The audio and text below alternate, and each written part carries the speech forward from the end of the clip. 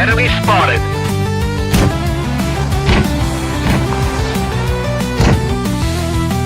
Oh no.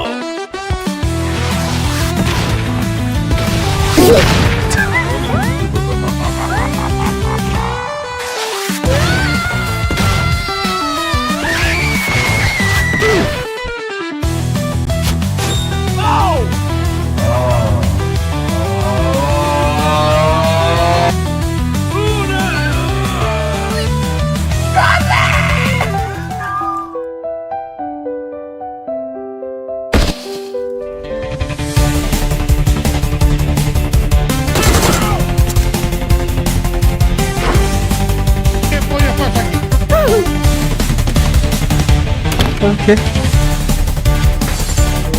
Hold up.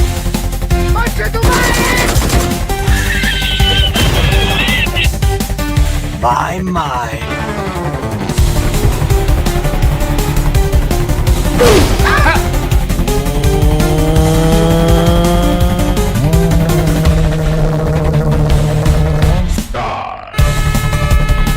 Mi bomba.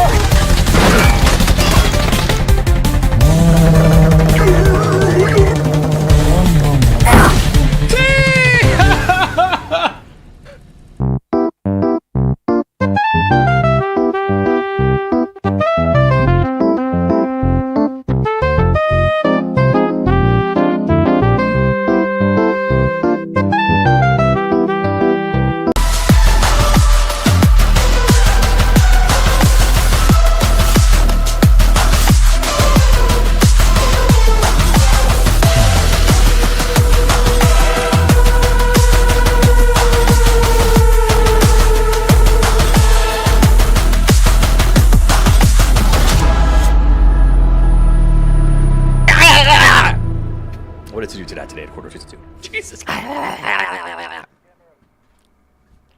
Welcome back, my friends. It is time for PAS PUBG Series number 5. My name's Toffees. I'm joined by I'm going to see if I can get it, Cammy D and the Gibson as we get into all the action and break it down. Gentlemen, welcome back. It did not work. I did work. I nailed it. Yes. How are you guys doing today? I don't care about what's been happening in your lives. What I care about is the fact that this is the last chance qualifier, and it's going to be, or is it going to be, exciting, Cameron? I mean, of course it's going to be exciting. It's going to be great. We'll go into what happened to get a couple of these teams here in a little bit later. But we have some teams that I think might feel a little robbed ending up in the last chance qualifier. Granted, it was a force of nature that swept on through and got a whole bunch of points, keeping them from really trying to crawl up. But yeah, so like some teams like Wujushu and Zvire, I think are going to be ready to put on a show again. All right, I like that. I like you say who's going to put on a show. Let's go to Gibson. You're putting on a show with us today. I want to know who you think's going to be putting on a show for all of us to watch. I think Toyo. To me, Toyo is one of the strongest teams in this lobby. I've expected big things from this roster. You've got Capitan, Benja, Pipa, Emmy. Those players should not be in the LCQs. But as is always the case, every single time we get to this stage of a PAS, there's always one or two teams that find themselves in this situation that shouldn't be there.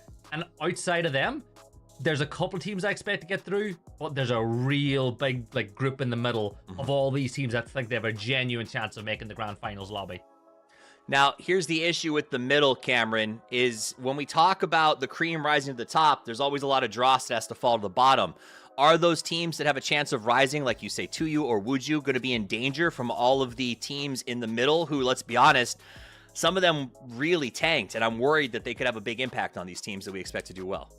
I mean, yeah, there's always a threat, right? To even get to the group stage, I think shows that you have some level of skill and shouldn't just be taken for granted. And now that we have arguably the 8 best teams already in the finals, that's going to make things a bit more open for the teams in the middle. Absolutely. It just is so, as you see the format, this is very, very simple. 16 teams, 2 days of play, 12 matches, 8 winners, 8 losers. And that's essentially the story, right, Gibson? At the end of this, 8 teams are winners. They get to go to the grand final, and we start tabula rasa, everything fresh. The other 8, they're done, and who knows when they get another shot. Yeah, they're done. The next PAS is a long whiles away. The other 8 teams, though, they still have themselves the dream of qualifying to make it towards a PGS, which is what this is all about. But, you know, it's a stretch. Like, Toffees, there is a stranglehold in the Americas of the teams who go to international events, and it's going to take something special, especially for some of these teams in this LCQ weekend, to even get a chance of breaking that stranglehold. That is a very good point. I think that's the big story is the teams that can make it sort of out of this thing, right?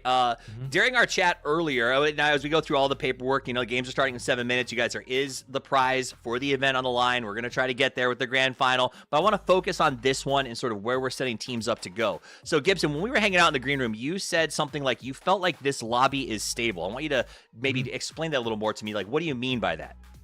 Well, barring the obvious fact that you're not going to have Falcons, Alcudia, and Liquid in this lobby, it's a lot easier for IGLs from this point on because it's so much more easy to read. So instead of playing against 8 different teams on day 1 and then 8 different teams on day 2, it's the same 16 teams on both days, which means it'll be a lot easier to understand how teams move. It'll be a lot easier to understand how the lobby's going to play out.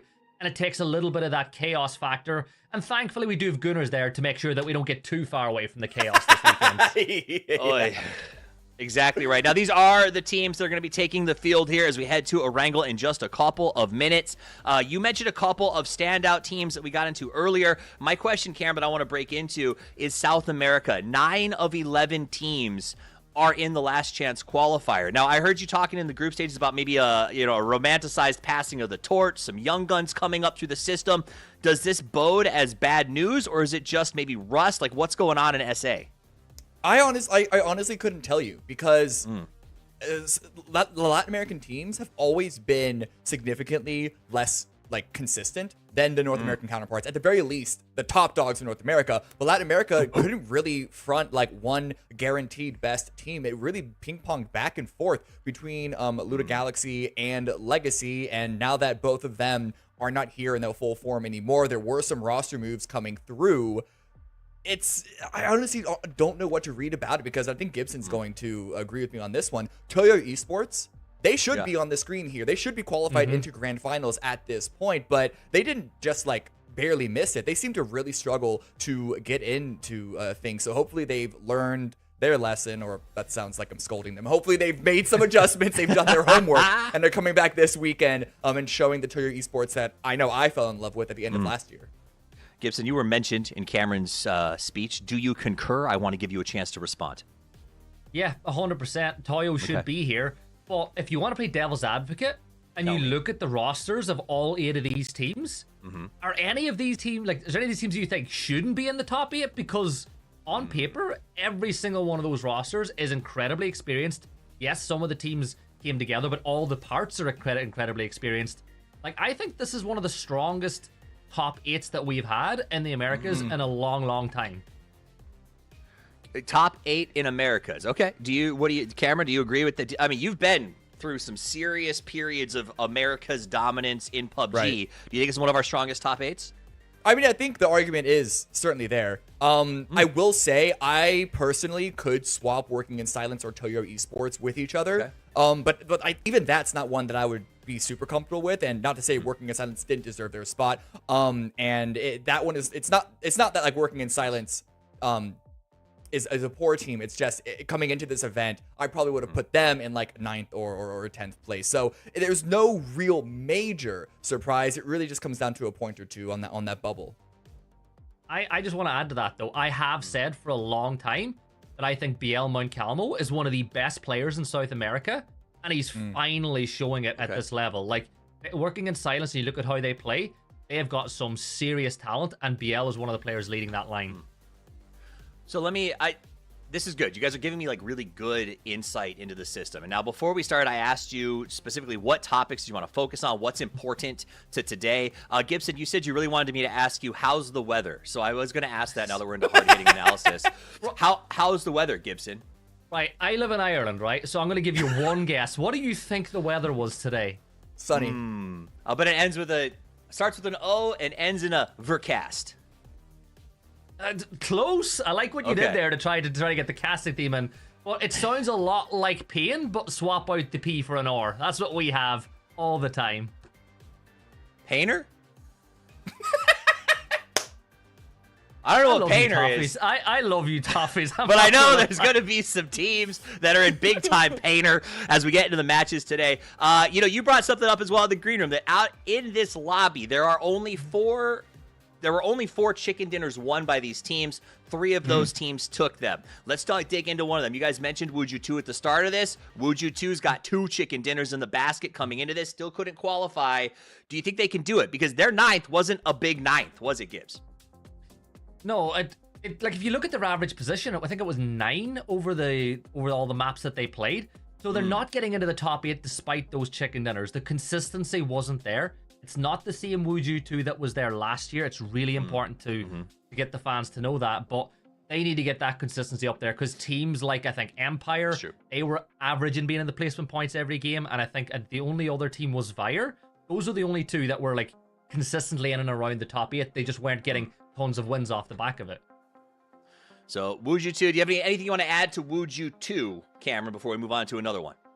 Well, I mean, I just think Wuju 2, I want to see where they stand because this was was kind of a weird move to see Sneak Attack pop on down. We know LFP, we know Fakes, and we're somewhat familiar with Fauna, so this isn't like brand new. These aren't like brand new players that are getting their feet first wet in the waters of top level competitive PUBG in America, but putting them up against someone like obviously Team Liquid, but even Bestia, even Zvire, who've played together a little more. Terry Esports have a little more experience together.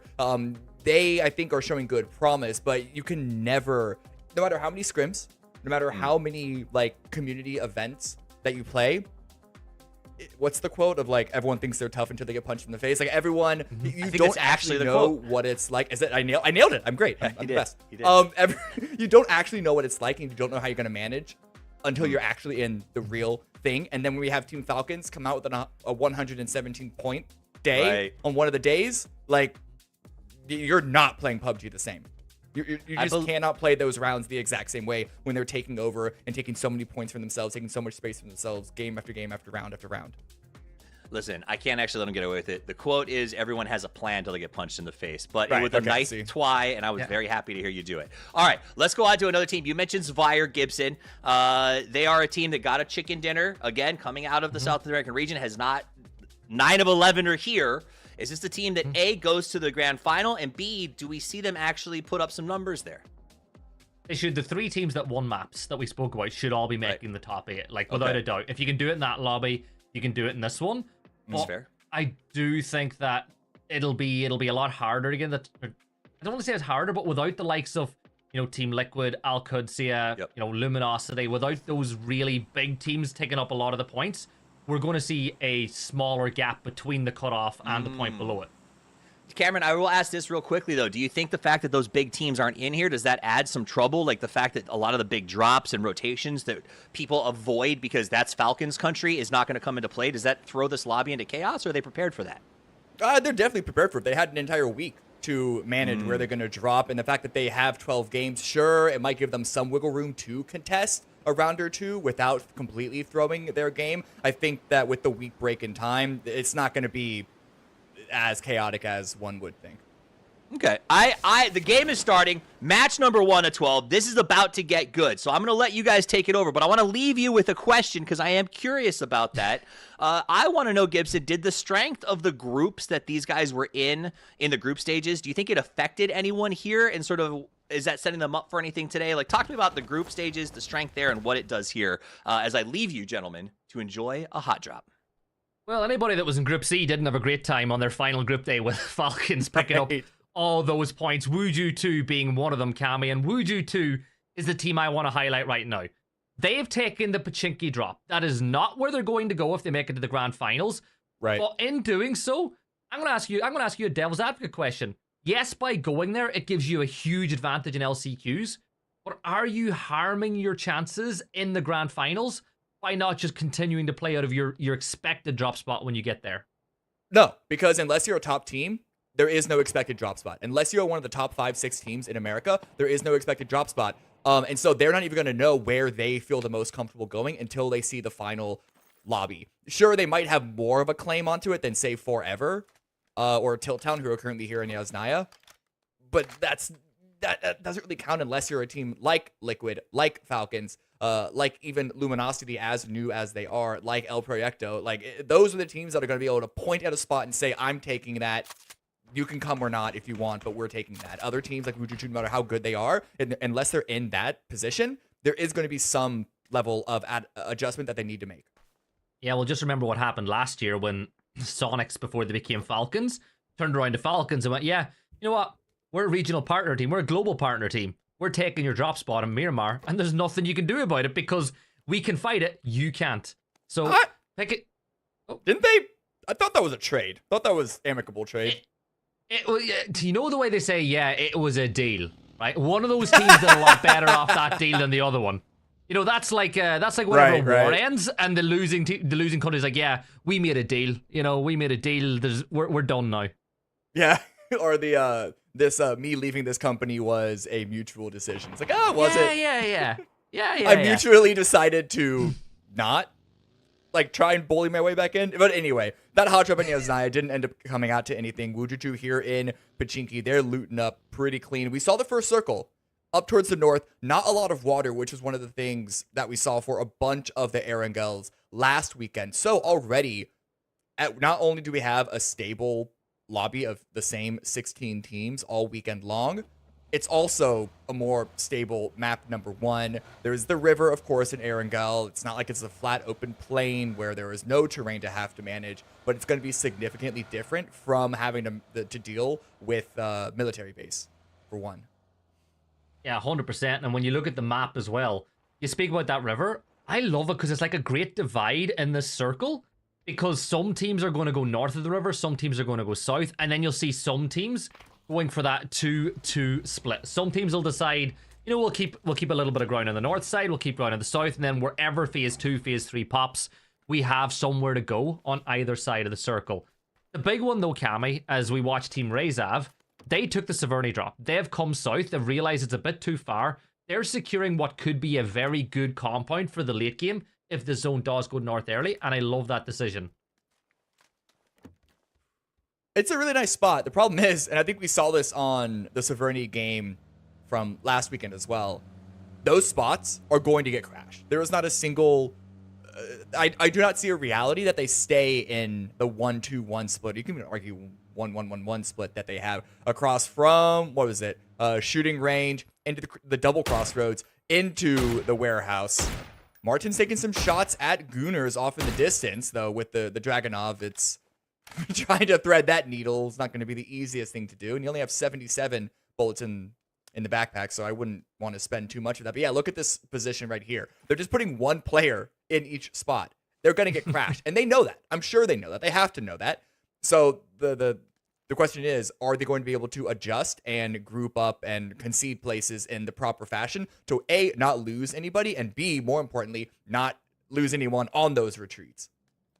I like it because with the two players in the middle, if they get crashed, the other two can collapse on top of that so quick from where they are right now. And speaking about that, look at Zvire right now. So Zvire will send a couple of players off in Junkyard. The other two players will go up towards Triple. They also got out the warehouse. You see Laucha shooting. All he's doing is barking, beating his chest, saying, yeah, we're here, by the way, guys. And things like that in map 1 usually is enough to convince the team to just drive on by. Yeah. I mean, it also could... If you only hear one gun, you also could consider this is probably a solo. Maybe we should go for this fight if we do want to get some early action. But at least it gives them some information to make a decision based off of. And hopefully, if you are going to be taking those shots, you should also be ready to leave if pressure does come your way. Potentially dangerous now. They're rotating in from the west up in GT into Ruins. Coming in a bit late, but I mean, this far north of a circle, they aren't one of the teams that is going to have immediate access to the center. So for them, it's more about scouting ahead and just not taking it too fast, but not taking it too slow at the same time. Martin just looking to pop some tires, looking up towards the gas station. Doing so will reduce the mobility of these teams a little later on. It's an investment into yourselves later on inside the game. As of right now, a lot of teams are rotating in and around them. You know as well as I do, Cammy, we had a couple of teams that dropped down inside of Millie. They've got a long ways to go to make their way into the circle. And because it's phase 1 and because there's so much of the mainland in there, they don't really need to emergency pickup, and I think that they made the right decision to go there on land. I'm surprised that the Gooners aren't moving. One of the big hallmarks of this team's playstyle last weekend was sending it towards center. Maybe they're already center, so it's good enough spot for them.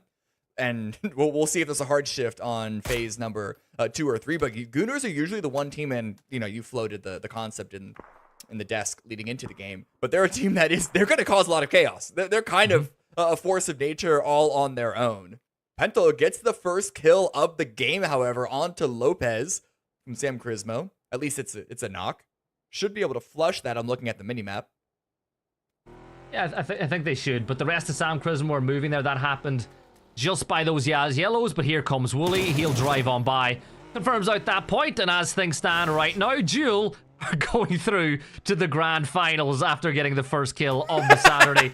Sam Crismo, they're making their way up on top of the hill. Baki from 55 Esports, he's got tilt down for company down here by that death road position, a little further away from there. I think, well, they're actually way up to the north, Cammy, but 55 Esports, they really need to up it. They really do after what happened last weekend.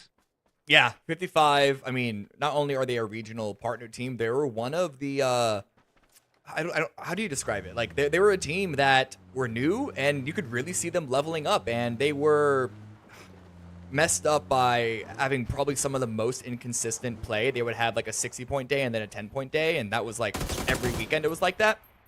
So maybe that's going to be extended to having a poor group stage, but now a really, really good last chance qualifier. Don't quite know. I mean, the point is that it's still not a spot that you can ever really guarantee that 55 are going to deliver, even though they've shown that they can. They've also shown that they cannot. Yeah, 100%. Bluzera, he spots out Tilt Down on the way, more shots, but not really going to find a knock from an angle like that. Zvire holding that 2-2 split, 2 players up by triple, 2 players here by the junkyard compound, and as we said, this is investment. When that zone shifts a little later, those players will collapse on themselves to whichever one gives them the best opportunity to win. Everyone else, Cammy, basically inside the circle. Looking at the map stream as well. Everyone's just kind of waiting as things stand to see where that next shift goes.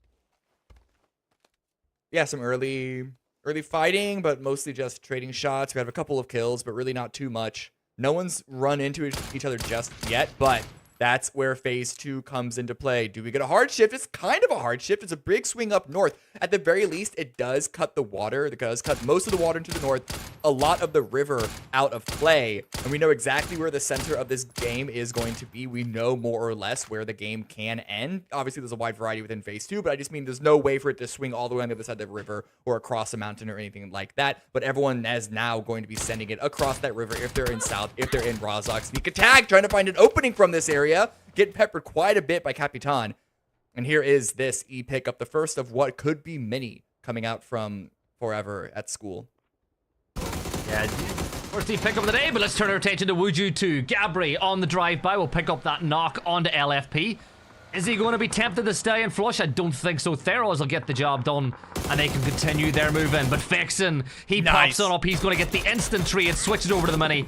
He confirms it out as Wuju 2 and Potentially Dangerous will trade 1 kill each. And Slabby looking to add another as Fixin will dodge, dip, dive, dodge, and duck. Yeah, I quoted that completely wrong inside the building. But Cammy, Potentially Dangerous, last time you and I casted a Saturday on an LCQ, they put in an all-timer day, but then the day 2 they fell off a cliff, right? So that we know they have big days in them. I mean, any team has big days in them, and if you look at the sample size of a single day, that's only 6 games. It's PUBG, guys. We know this. You can't get lucky. It's about being consistently good along top of weaponizing the luck if you can get it.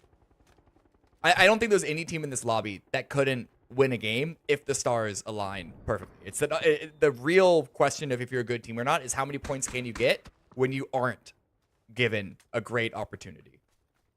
Yeah, you know, making the most of what you don't really have sometimes. As we turn our attention over to Firefly, Empire, the target for Kane right now is Valiate.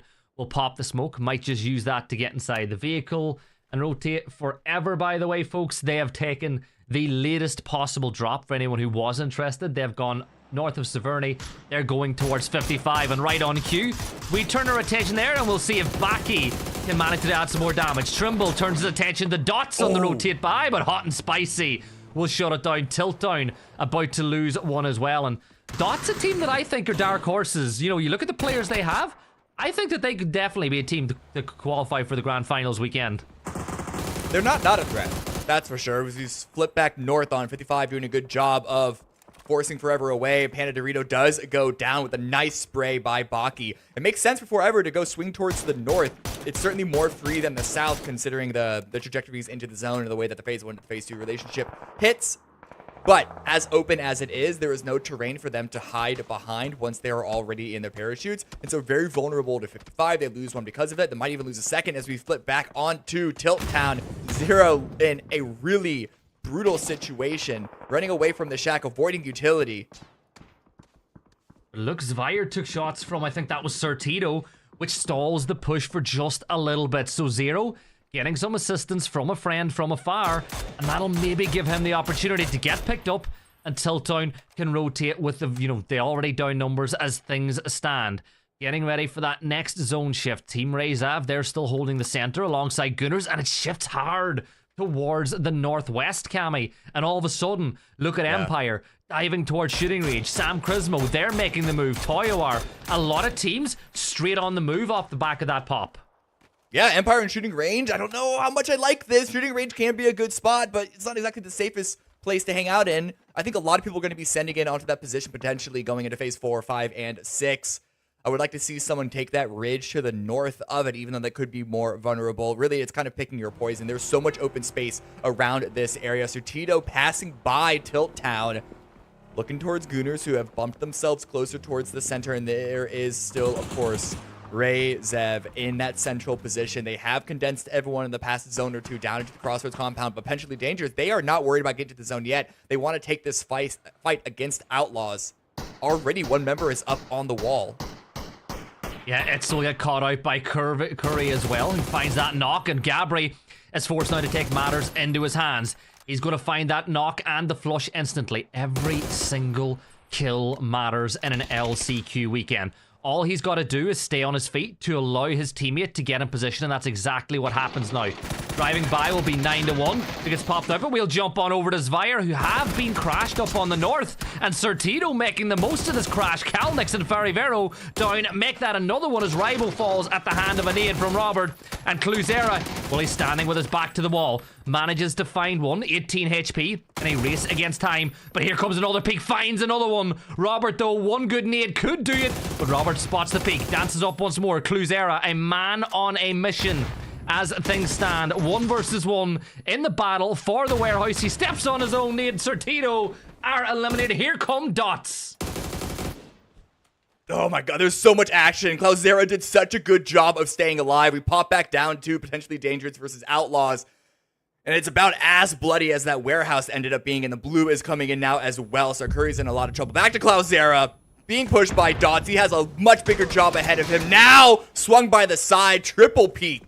Joshy is going to take him down. At least they went out with a couple of kill points. But kill points, Dots, they already have 6.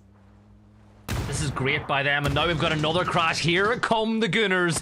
This is what they love to do. Greg shot closes the door as Bliss tried to find that knock, but they're getting stopped by the shield, funneling them towards the bathroom. But Dot's not able to take advantage just yet. Beleda up on the top floor. Gunners just need to swing multiple players at this problem. When you have one player in a building, you just send everybody up in an angle. Beleda can't get you all. Okay, whoa. No. I'm pausing that because it's a single stairwell. If they could pop someone outside and throw a grenade into the top floor or even a Molotov to give them some support on the descent up those stairs, that's a different story. But that's where the covering fire by Martin and the rest of his teammates are going to help. The problem is, though, Lauka is not going to get revived. There is no way for any of the Rezav people to get out safely. There the Molotovs do go through.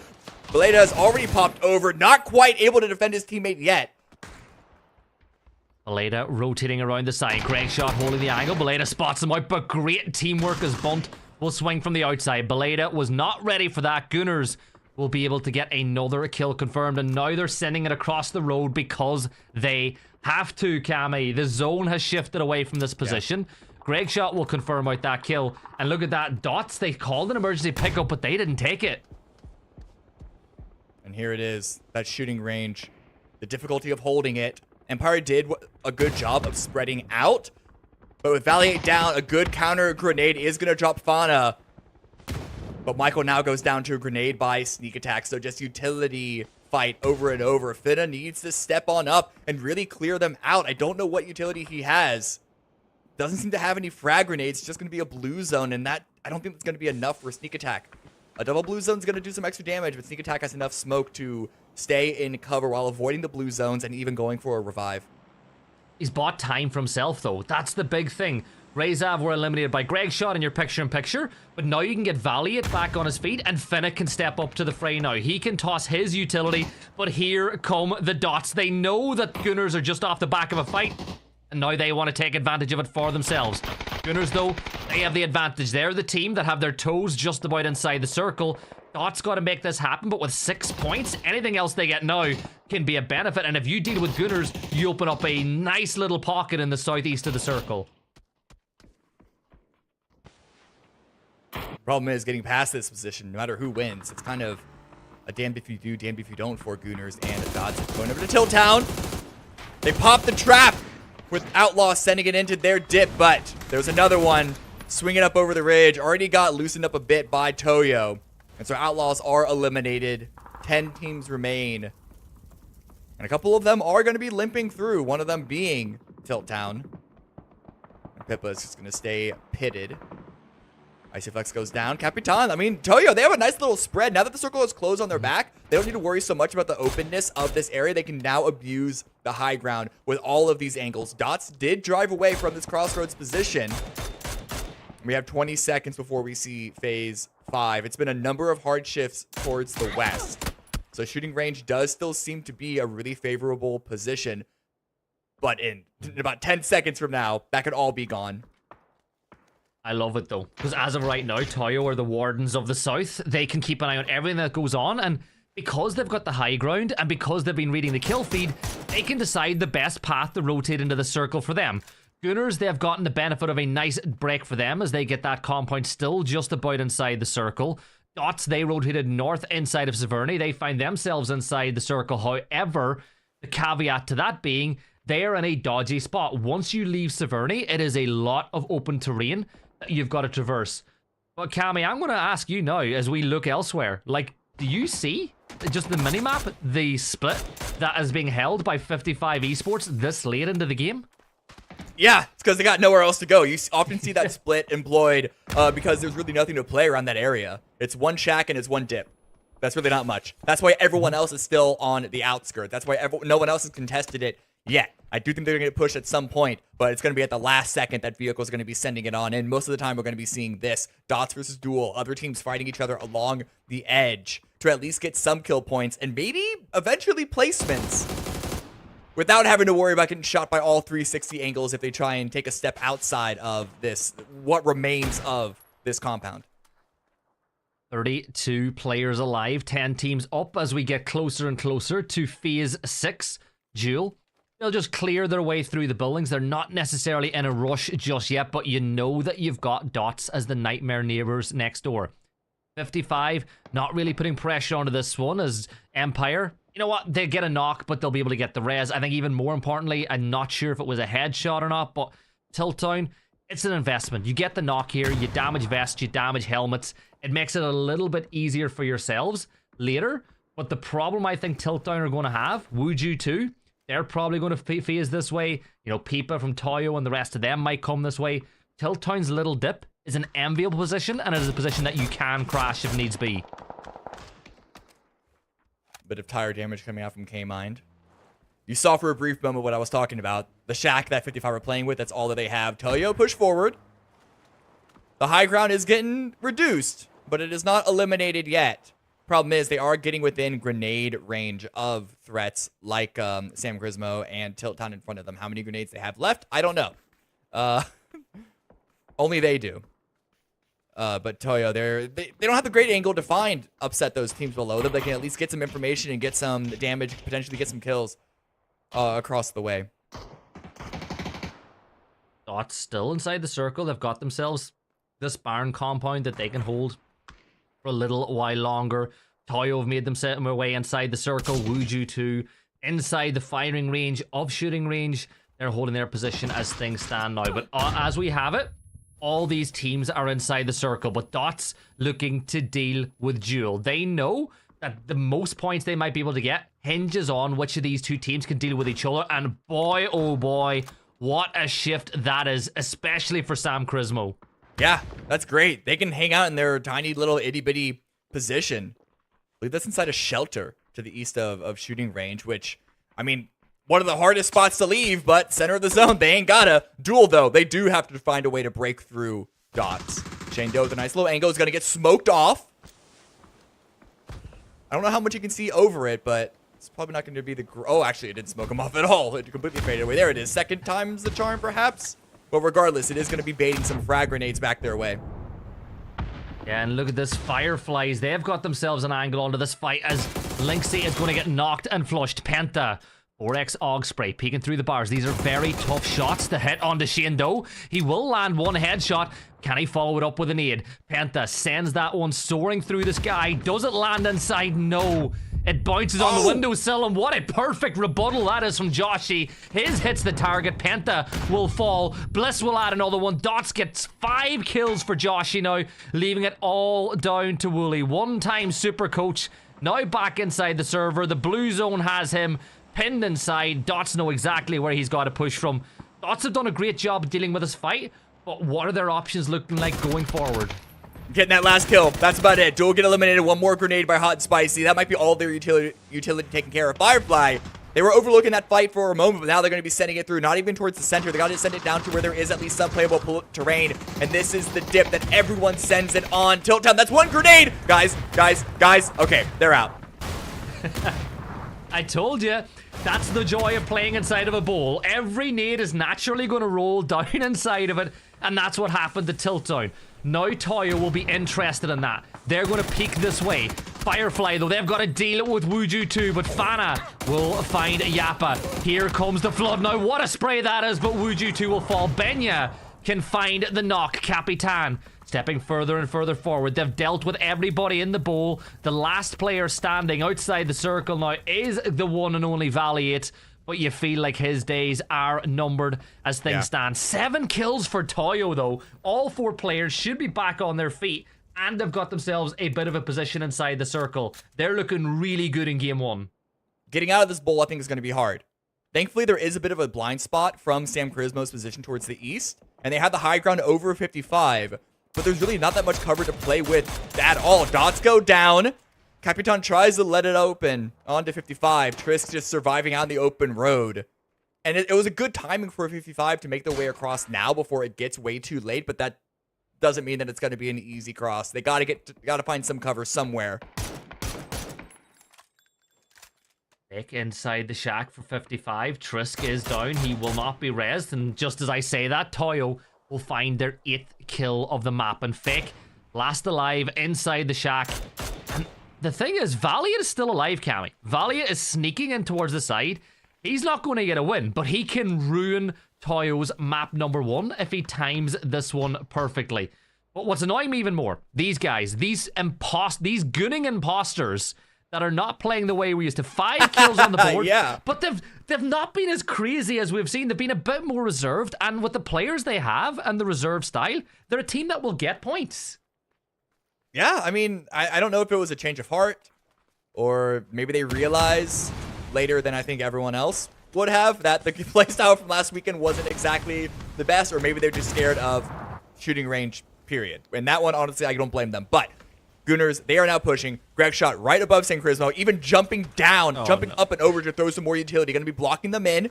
No more frag grenades because they had to use so many against Razev earlier on. But Sam, not so unlucky. One more frag takes Simply Matt down. 55 get eliminated. We have our top 4 teams. And Toyo's the only one with all 4 up. Yeah, they are. That blue zone nade, it clears the top of the ridge. But Gunners are rushing now. The Molotov, oh, that nade. That is a work of art from Toyo. Emmy will get 1 kill confirmed. Sam Crismo got the other ones, but Toyo are up to a 10 bomb now. It's a 4v3v1. Valia is still alive, but for Sam Crismo, the molly It's got them locked into position. The thing is, did they think that there's 4 players in here, or have they forgotten about the fact that Valiant is still behind them?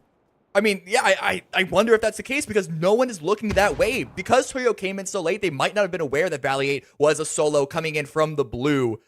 And it must have been a severe blind spot, because Valiant making that far into the zone is surprising me. And the way they're looking around now, they might actually think there are 4 members of Sam Charismo down below. They are running around with no fear of really any angle. They're scouting it all out. Pippa's even going towards the north, but he's looking east.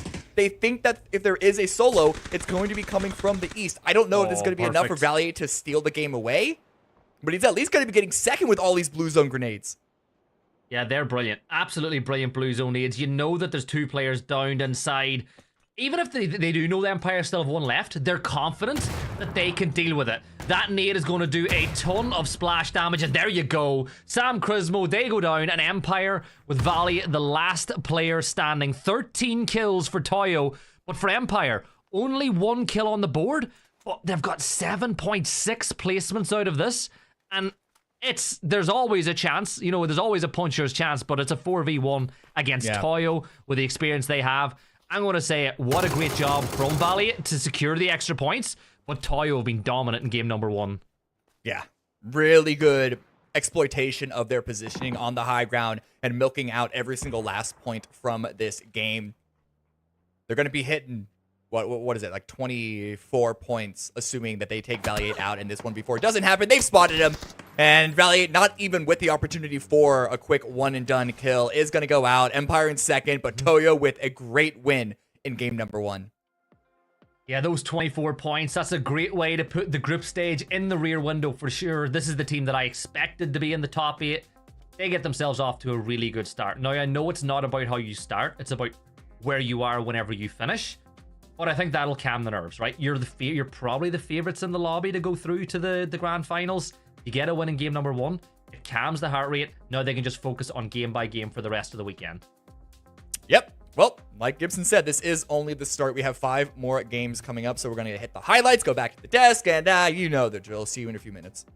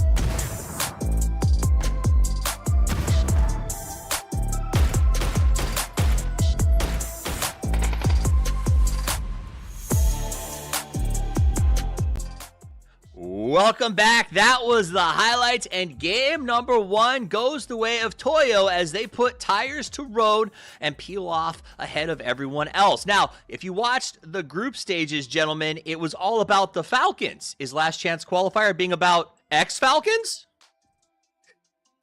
Because a lot of the guys from Toyo were on Falcons. Like, yeah, like multiple rosters ago. You got to be a real historian as far, you know, within the context. You got to be a real historian, or you got to be sitting here watching you guys cast with not a lot to do besides just listen. So you can Google. Anyway, that was a good game. That was a wild amount of circles, tons of shifts. Let's start with probably my favorite part, which is blue zone. No, they were everywhere. There was nothing that those young men could do in the pit once those blue zones got dropped, Gibbs. Yeah, and it was great usage of their utility. The first nade that they got to clean up what was left of the Gunners opened up all their attention inside that bunker. Yep. I think that they knew there was a solo player for someone else around there, but because they were 4 strong and they knew that there was a whole bunch in the bunker, I don't think they were overly worried about sustaining a knock because they knew that the bunker was the real problem at that time.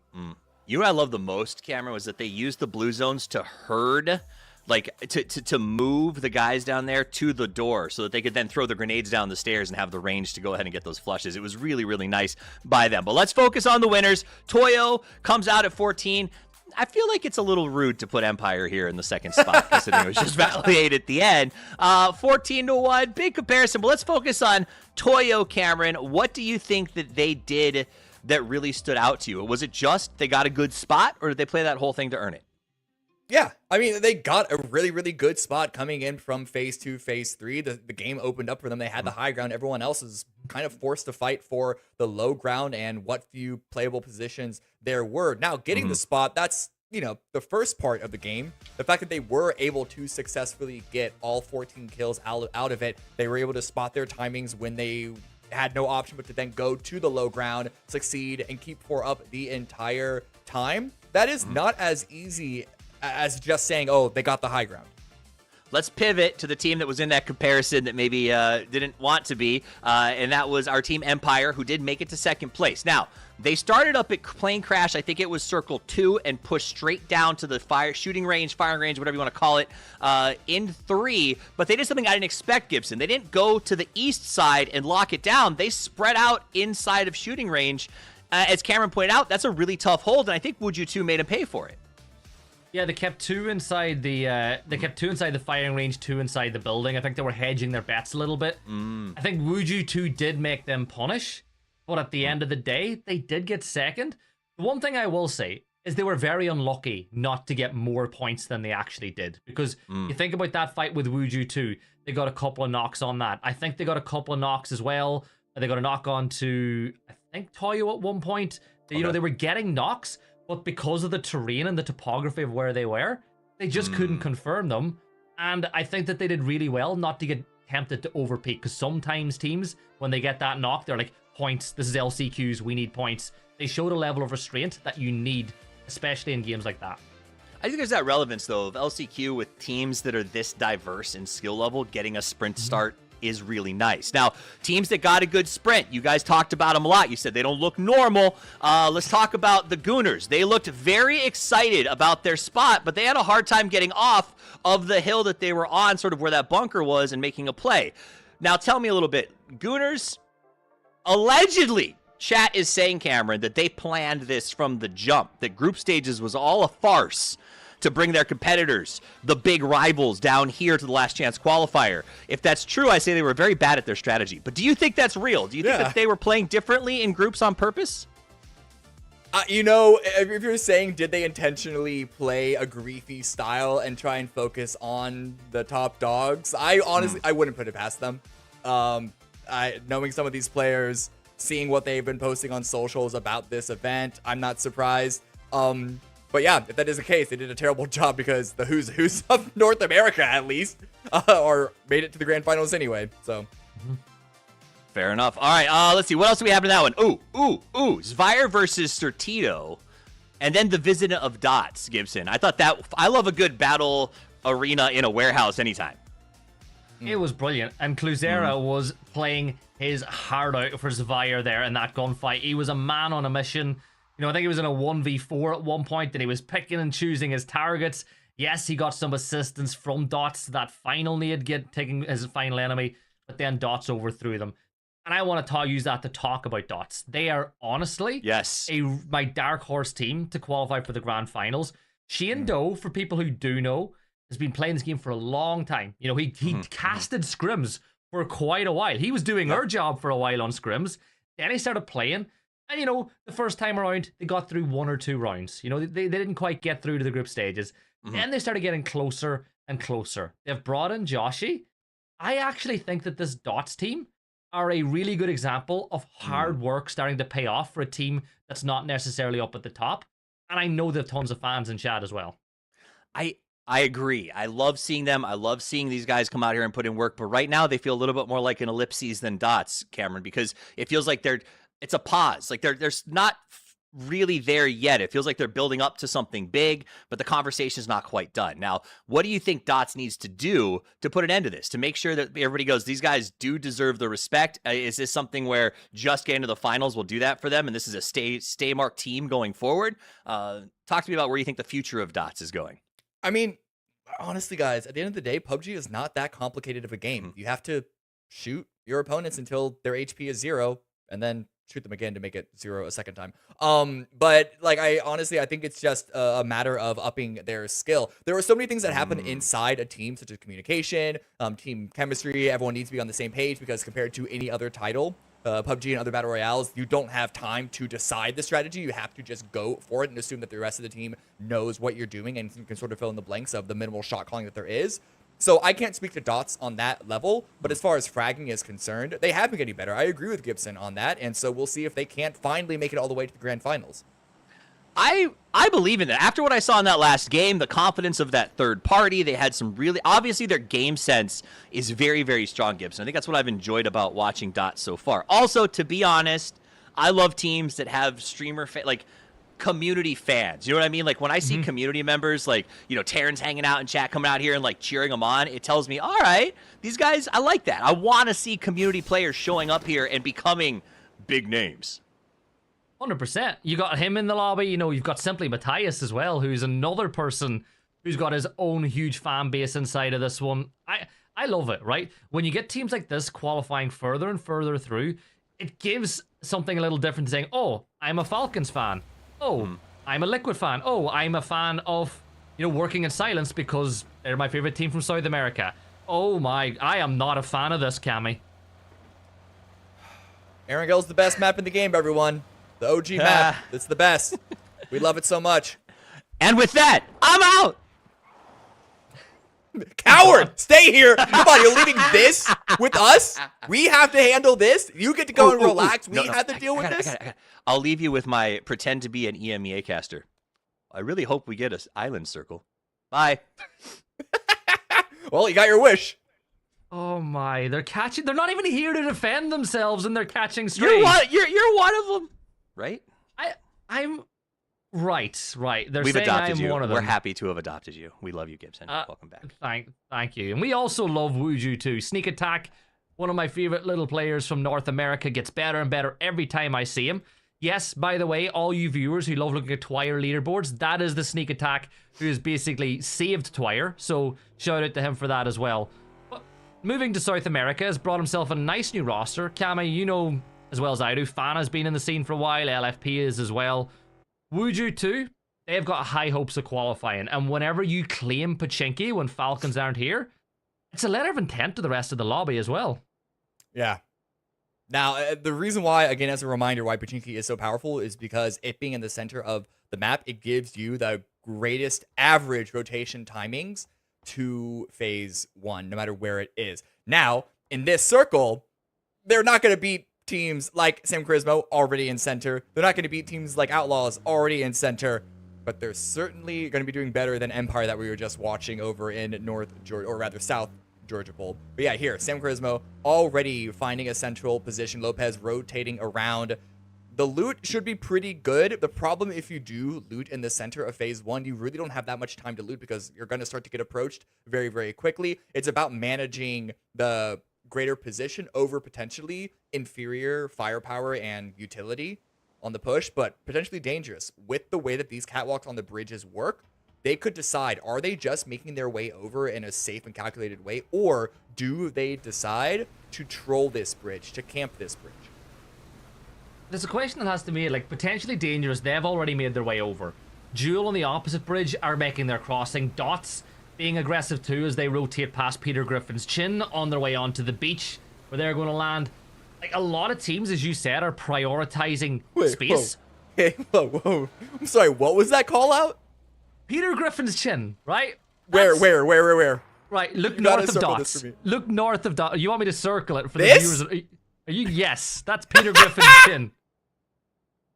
I can't call it what it's actually called on a broadcast, Cammy, so I have to go somewhere else with it.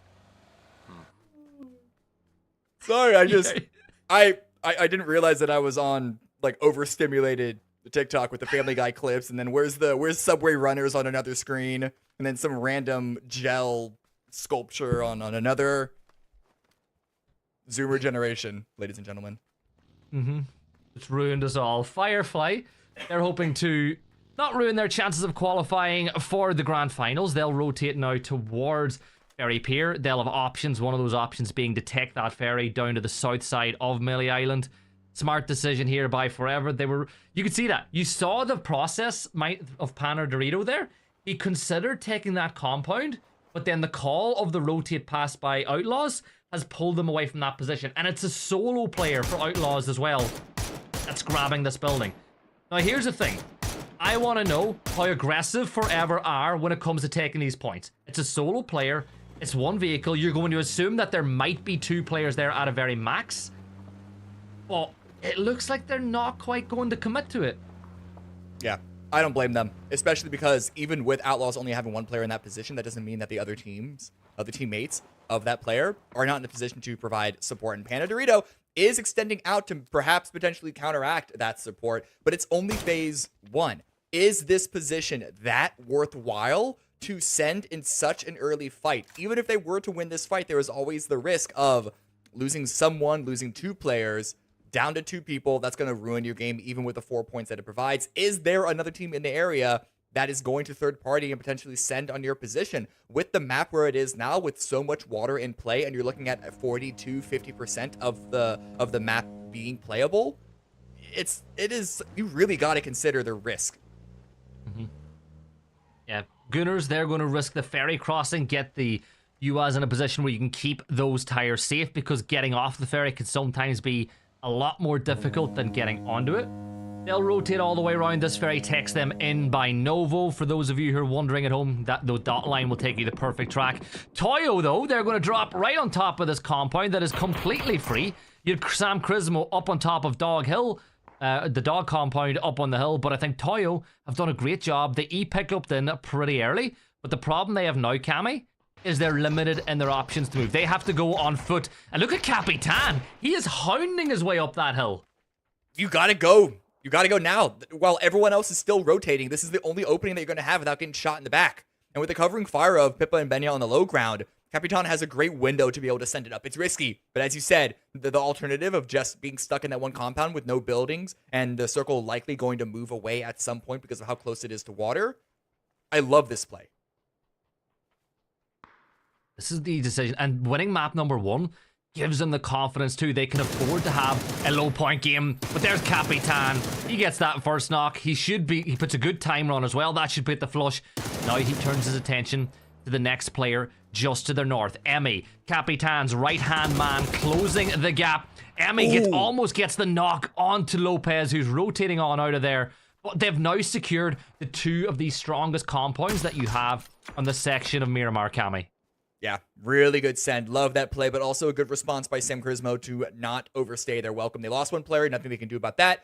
Better to leave than very likely lose 2. Back over to Duel on the east side. They did cross the bridge, but they're going to make sure that anyone else that wants to follow up behind them is going to have to pay for it. You do see Gunners go through the yacht. Not quite a yacht, it's a boat, whatever it is, right in front of them, but Duel aren't worried at all. Neither are Gunners. They shouldn't really be so concerned themselves. They just want to make landfall, and then play the game from there. Don't bring any undesirable attention. I'm going to ask you now, though, what's your opinion on Toyo as a whole? Because it is 2-2s, right? You've Capitan and Emmy, longtime partners. You know, the 2 of them left one team together at the start of last year. And then on the other side of the coin, you've got Pipa and Benya, who are longtime teammates, back from the Synergy days, whenever they used to cause lots of problems to STK on the hot drop. Like, I think it's 2 very good 2s that have combined, and once they get the full bit of teamwork and understanding of each other as a whole, I think they're right up there with competing to be like El Proyecto, the best team in South America. Yeah, I mean, Toyo, the one flaw that I can see in their squad is that there is not a player that I would point to and say, there it is, there's the hard carry, there's the X factor, there is the player that when push comes to shove will get you 3, 4, 5 points when they should have been down and out. But they have such a great foundation. They have such great clutch players that have gotten like those 2 or 3 points at the end when everyone else is taken care of. So that already puts them in a really, really good position in my eyes. It's whether they can extend that further, and especially if they do get an opportunity to play on the global stage, how are they going to answer there? Because we've seen time and time again, when it's a team, whether it's from Latin America or anywhere else, the first time they play into a global, it's an entirely different beast. I mean, you might not believe your eyes if one of those fireflies swims their way across to land on the beach, by the way. Yeah, I'm not sorry for that. Toffees likes it. You don't. It's okay. You'll get over it. I think I'll survive, yeah. I've had to develop some really thick skin over the years. But yeah, Fireflies, they've got one player swam the way over. Kane is able to make that crossing. Yeah, I'm not sorry for making that pun as well for those of you who picked up on that one. But as it stands, a lot of teams still need to make the crossing. Like, as you see, Tilt Town, they're rotating down towards the south. If they think that they're going to get a boat on the coastline, Certito are probably going to lock in the one inside of Primorsk. So they're going to be forced to swim, take the ferry, or cross the bridge that Wuju 2 are currently locking down. And speaking of Wuju 2, this might be the first target as Doobie will rotate past Fana, but Fana can't make those shots land. Yeah, I think Fana on the peak gave Doobie just enough information for the 180 to happen. So, trap doesn't amount to anything. I am genuinely shocked how many teams are still not on military base. Like, it's what, like, with Fireflies now crossing, even if you take them out because Kane was already across the way, there was still 1, 2, 3, 4, 5, 6 teams that hadn't crossed the strait yet. And I don't know about you, but looking at phase 1, there was no way that this was not going to end on military base. Yeah, you're bang on with that too. Like, it's the way it's going to go.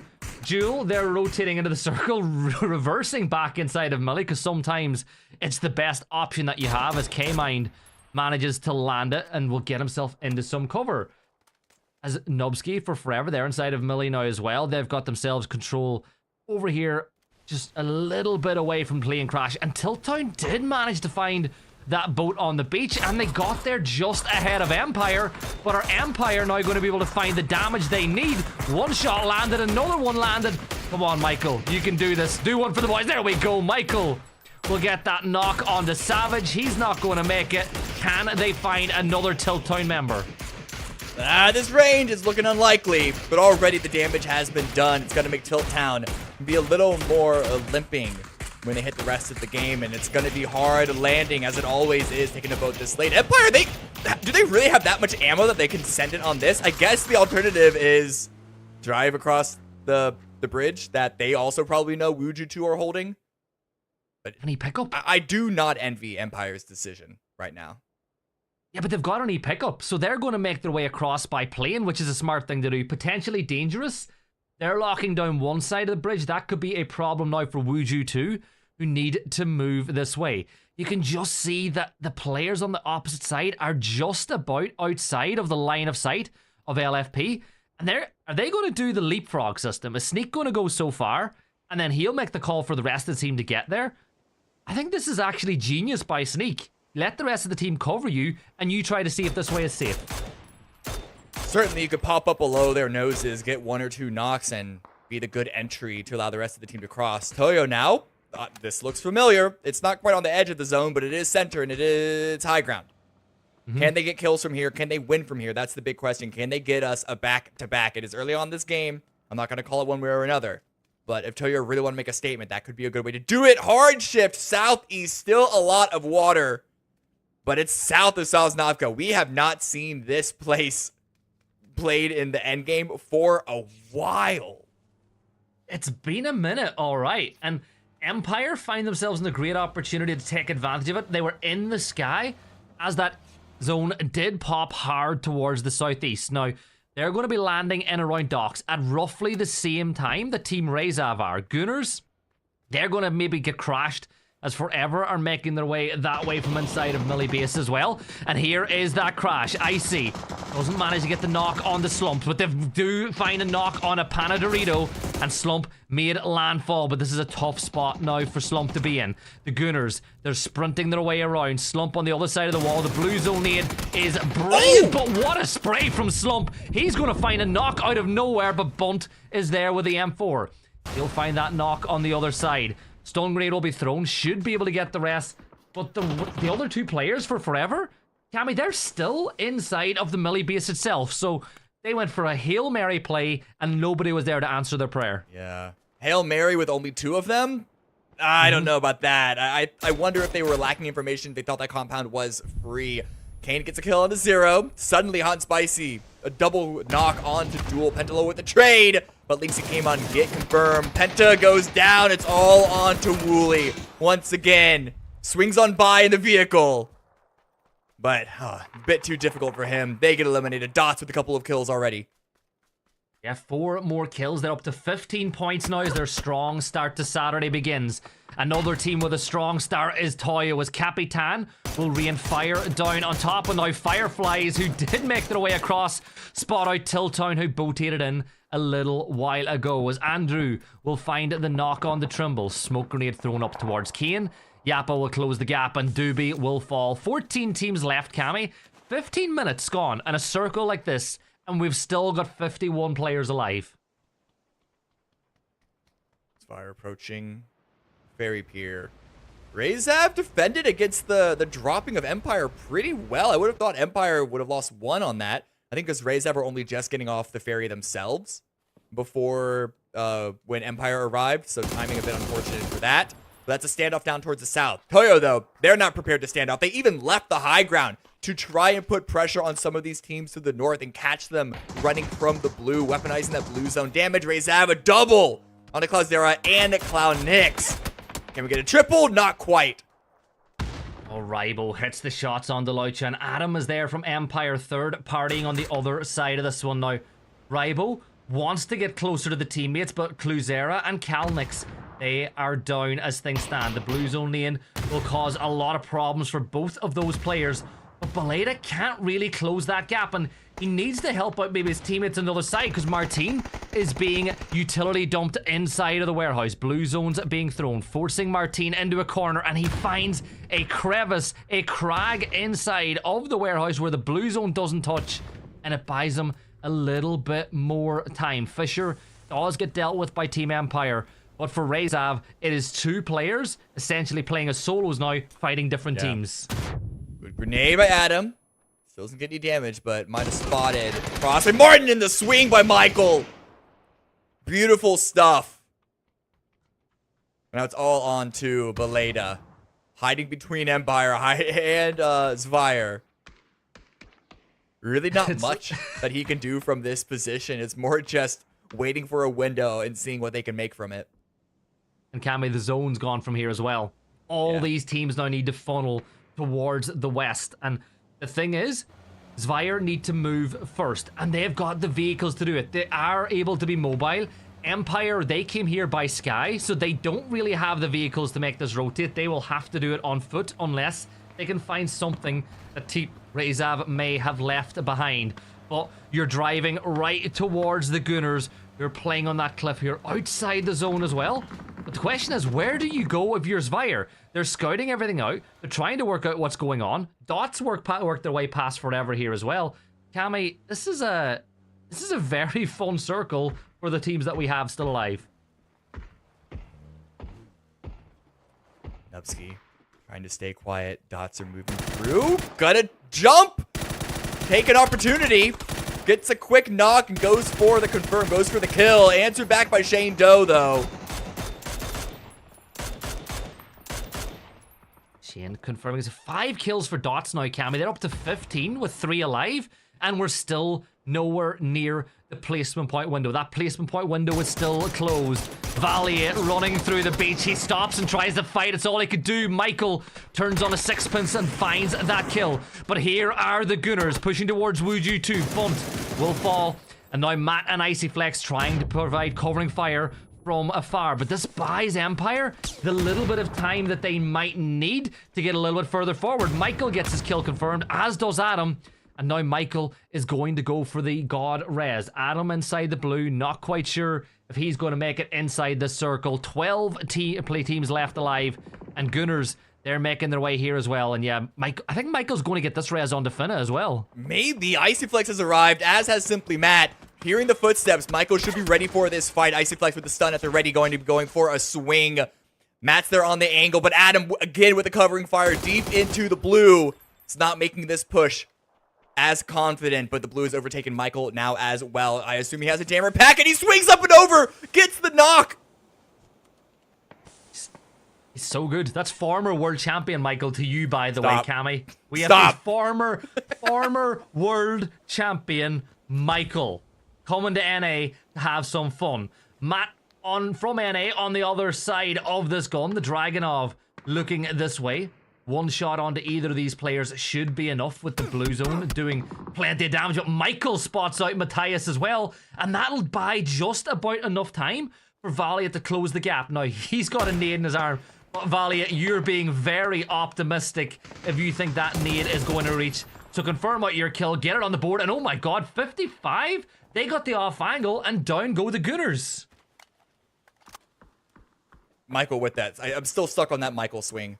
I think Gunners had the right idea here, but running into both Empire and Wujutu at the same time, not exactly, I think, what they had planned.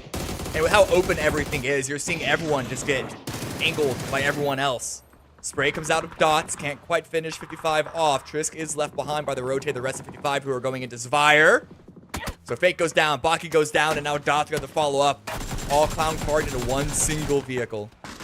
Oh, the AK for Andrew gets a little bit away. It's windy here on Erangel sometimes as well. And Emmy, a little bit more wind resistance with his fire. He finds the kill onto the Fireflies. And now Valiant will find the knock to Joshi. Dots full sending it to the south. Headshots landed by Valiant, but he'll confirm another kill. 7 now for Empire. They're 4 points behind Dots, and Dots are the players that are in their line of sight. The placement point window is now open as Michael adds another one to the tally. Dots alive on the south side of the circle, but the question is, how much does Empire value clearing it out? Well, the answer is a swift one. Michael pulling the pin on an aid, throws it deep towards the rock. Is it good? Is it enough to find a knock? The first one isn't. The second one might be that little bit better, but Cammy, both nades will return with no response. It's still an open crossing from the rest of Dots. Shield deployed. That was a headshot from, I'm assuming that was Valiant. I like this hill, sort of keeping this fight isolated from the rest of the zone. This is what's allowing Empire to focus like this without much of a worry. Michael's grenade does finally do some damage, and the second one does even more. All up to Shane Doe. He's going to go for the peak, but loses his helmet in the meantime. Shane Doe trapped behind the rock. He's a decision to make. He smokes off one side, but does he have the time to go for the res? Stun grenade thrown on the other side, and Mike and Valiant will confirm out one. Shane Doe will peek on the other side, finds one, and confirms out Michael straight away, and Valiant's not going to find it because Shane is able to get it done over, or the Outlaws, they'll find a kill, but we're down to 6 teams left, Cammy. 17 players up and alive, but Shane Doe still standing. Sick defense there. Swings on a Michael, takes his head clean off, and the timing. Valiant wasn't there in a position to go for the instant trade, still playing around that rock. It's a great hold by Dots, but Shane Doe is not too much longer for this world, I fear, considering the way that this circle has shifted right on top of Outlaws. They've been sitting pretty for quite a while, and no one's approached them in quite a few moments. Everyone's still, once again, fighting around the edge. Let the center team just sort of hang out and relax. We have Toyo. We have Sam Crismo. We have Svire, all fighting over this sad excuse of a hill, but it's the best that they got. And let's see which team will make the best of that hill. Toyo pushing him over Capitan and Emmy, raining down Hellfire onto 2 different teams at once. Benya with another one, and it's all going in favor of Toyo. There's one member for Svire up, way off in the distance. Rybo can do nothing about the fact that his teammates are down. Sam Crow from Sam Crismo, he's off in the distance. He's dealt with as Toyo move to 8. 5 teams left alive, and now they secure this little bit of a hill for themselves, and Rybo has got his make his way in. But while all this is going on, Cammy, chilling in the center of the zone is the Outlaws with that compound, but now the 2 solos going for a 2-point kill. I imagine Rybo has more information than Shane Doe does on this potential 1 versus 1. Shane is taking it very slow as he needs to.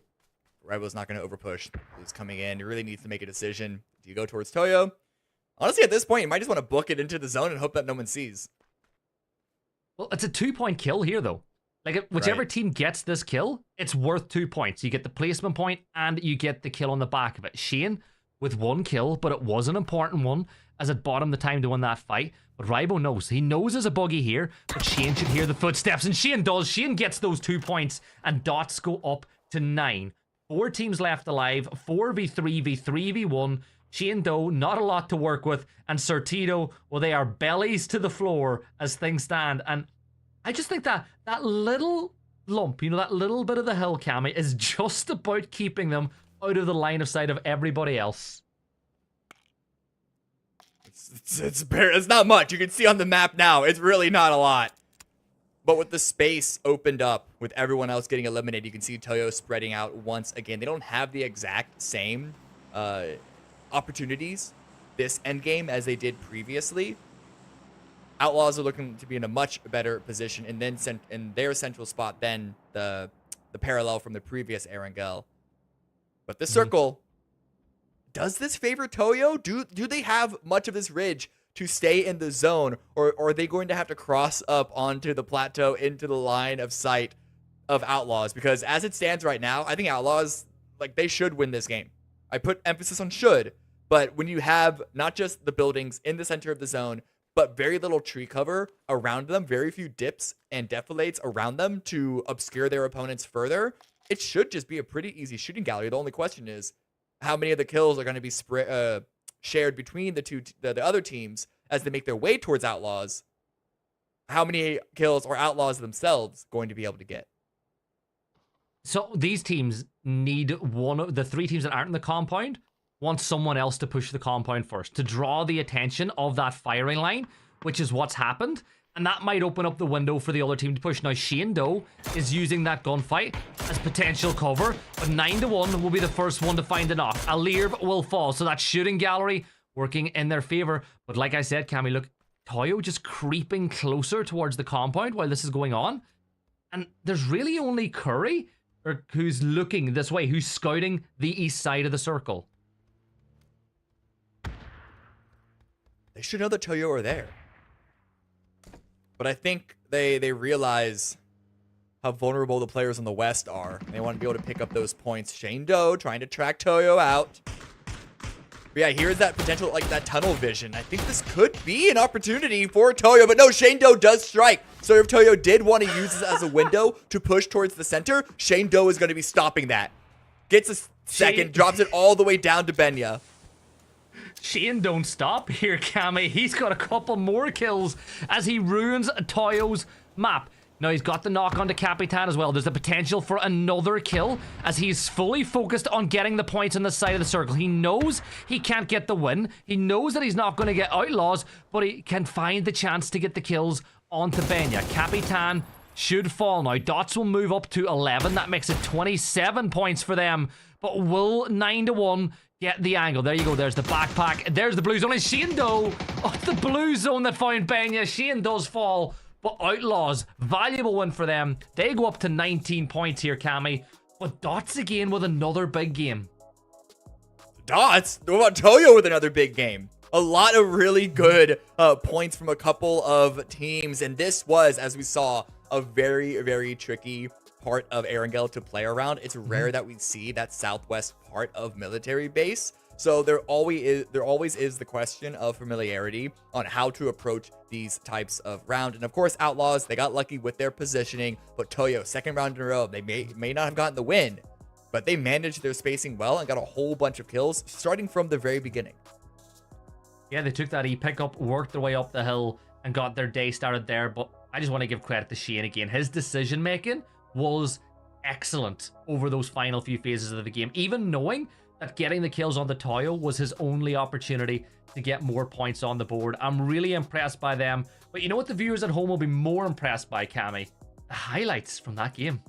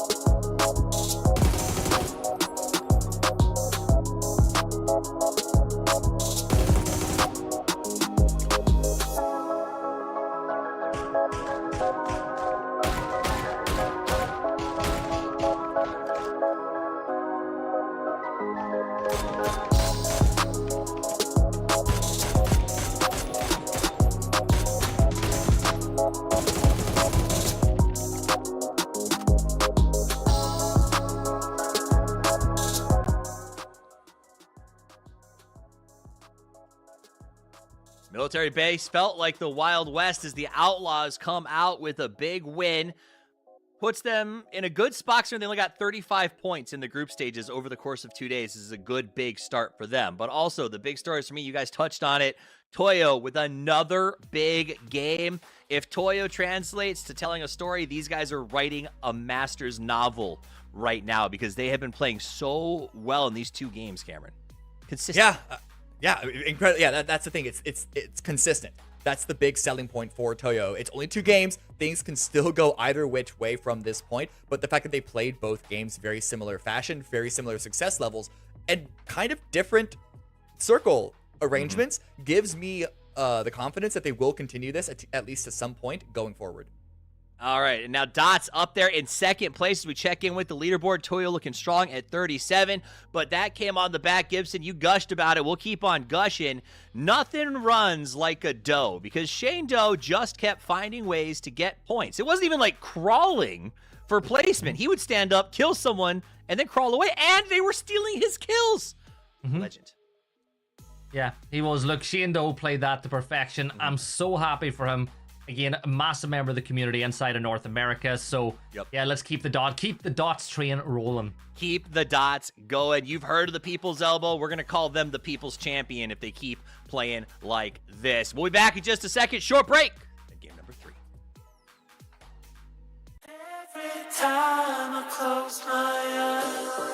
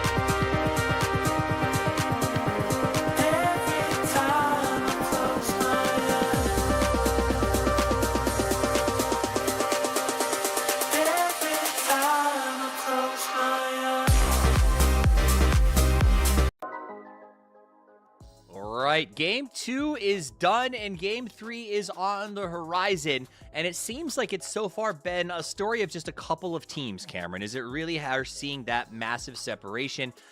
Should we be surprised based on how group stages went? No, I mean, I'm more so just going to disagree with the fact that we should take too much out of the first 2 games. It's only been 2 rounds, and with the amount of points that you get from a win, because it's not just the 10 points, it's also usually a bunch of kills. Until you give other teams time to get wins of their own or to have multiple rounds of their own to sort of even things out, we are going to be seeing these splits. That being said, it is still a 9-point gap between first and second place. Toyo put themselves in a really good position to maintain this lead. But I personally resist trying to assume that it's going to maintain like a 9, 10, 11 point lead throughout the entire week. And they could easily have a game that they only get 3 points on. And now that we're moving away from Erangel, who knows how comfortable they're going to be, not just on those other maps, but on those maps with the other teams around them in their job spots, etc., etc. I get that. I get that. I would contest that while you are correct about it not making a difference for the top 2 or 3 teams, yes, it's only game 2. But when we look at the bottom 8 teams and their overall accrual so far, that's where I start to worry, Gibson, because they're 2 games into 12, and not all 8 of them can have a glow up. Does that, you know what I mean? Like, if you're one of those bottom teams, it feels like you need to hit the ground sprinting in a lobby like this. Like, these are supposedly very chaotic. Maybe I'm wrong. Does it feel like it is as chaotic as you've expected sort of last chancers to be, or is this pretty even keeled? Not yet, you know. It's not got as hectic as you expect LCQs to get. And you're talking about the bottom half of the table. One of our regional partner teams, 55 Esports, are in the bottom half of the table. And they have not shown... Like, I'm very positive. You know this, Toffees. I'm really positive about all the teams and all the players. 55 have not shown up yet at all. And, they're struggling. Like, whether or not maybe going through the qualifiers might have helped them to get up and running. But this team is so much better than what they've shown, and they're at serious risk of getting eliminated. Yeah, I mean, maybe the 55 is referring to AARP. They just feel slow. They feel out of position, and they don't feel strong. But I think group stages was similar, Cameron, when I watched them. And it is. It's sad to see a regional partner team finding themselves in that position. But for me, it's also sad to see so much of South America finding themselves in this position, Cameron, because outside of what we're seeing from the big leaders right now, it's still pretty quiet. Yeah, it is. Your point about multiple teams only having 1 kill or 1 point, and I assume it comes from a kill in 2 games, does make it really, really scary. Also scary, we saw circle number 1. There's a bunch of water in this game yet again. Let's go, Tago. Let's go, Tago. We like chaos, we like water, and I like listening to the 2 of you chat. So, gentlemen, take it away. Game number 3 of 12. This is the last chance qualifier. Well, don't you worry, Toffees, because we're going to be chatting for quite a while in this game, so you'll enjoy every single minute. Cammy, that cutoff point in group stages was, 82 points, but the closest to it was inside the 50s or the 60s? It was 67, but yeah, still a big gap. Toyer won 37 after 2 maps. Like, they're not going to keep this point average up unless they're called Falcons, but they've certainly started the way that we needed them to this weekend.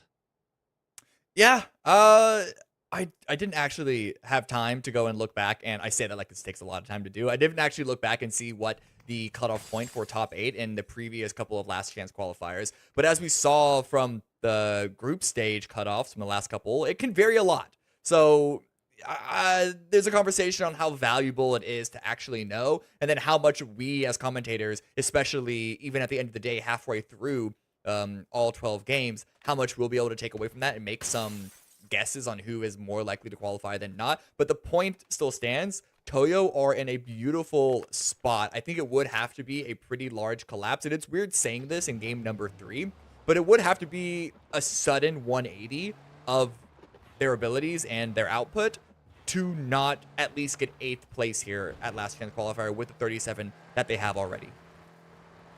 And that's the thing, though. I think that they're going to be qualified by tomorrow. I think the way they're playing, yes, the maps will impact it when we change location. It impacts every single team in the lobby. But just at the rate they're going, by the time today's done, they're going to be looking at tomorrow as basically, we just got to turn up, and that will be enough. Circle like this, though, Kami, real estate is really limited. We're already seeing so many teams on the move. Sam Crismo, they're securing a compound. They got there just ahead of Firefly. If Firefly find the knock, they'll crash it. But if not, they will carry on their merry way further and further south.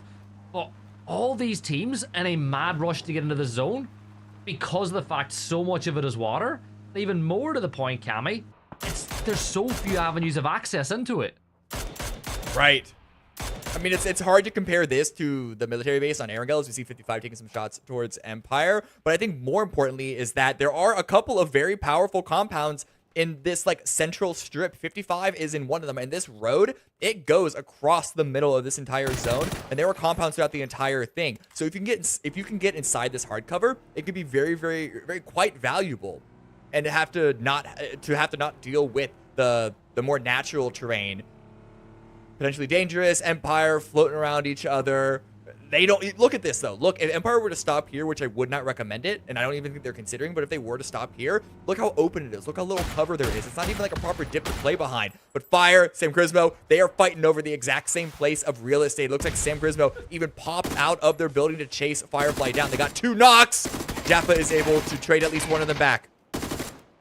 Yappa peeking up over the side. He got 1 knock, but he takes a ton of damage on the opposite side.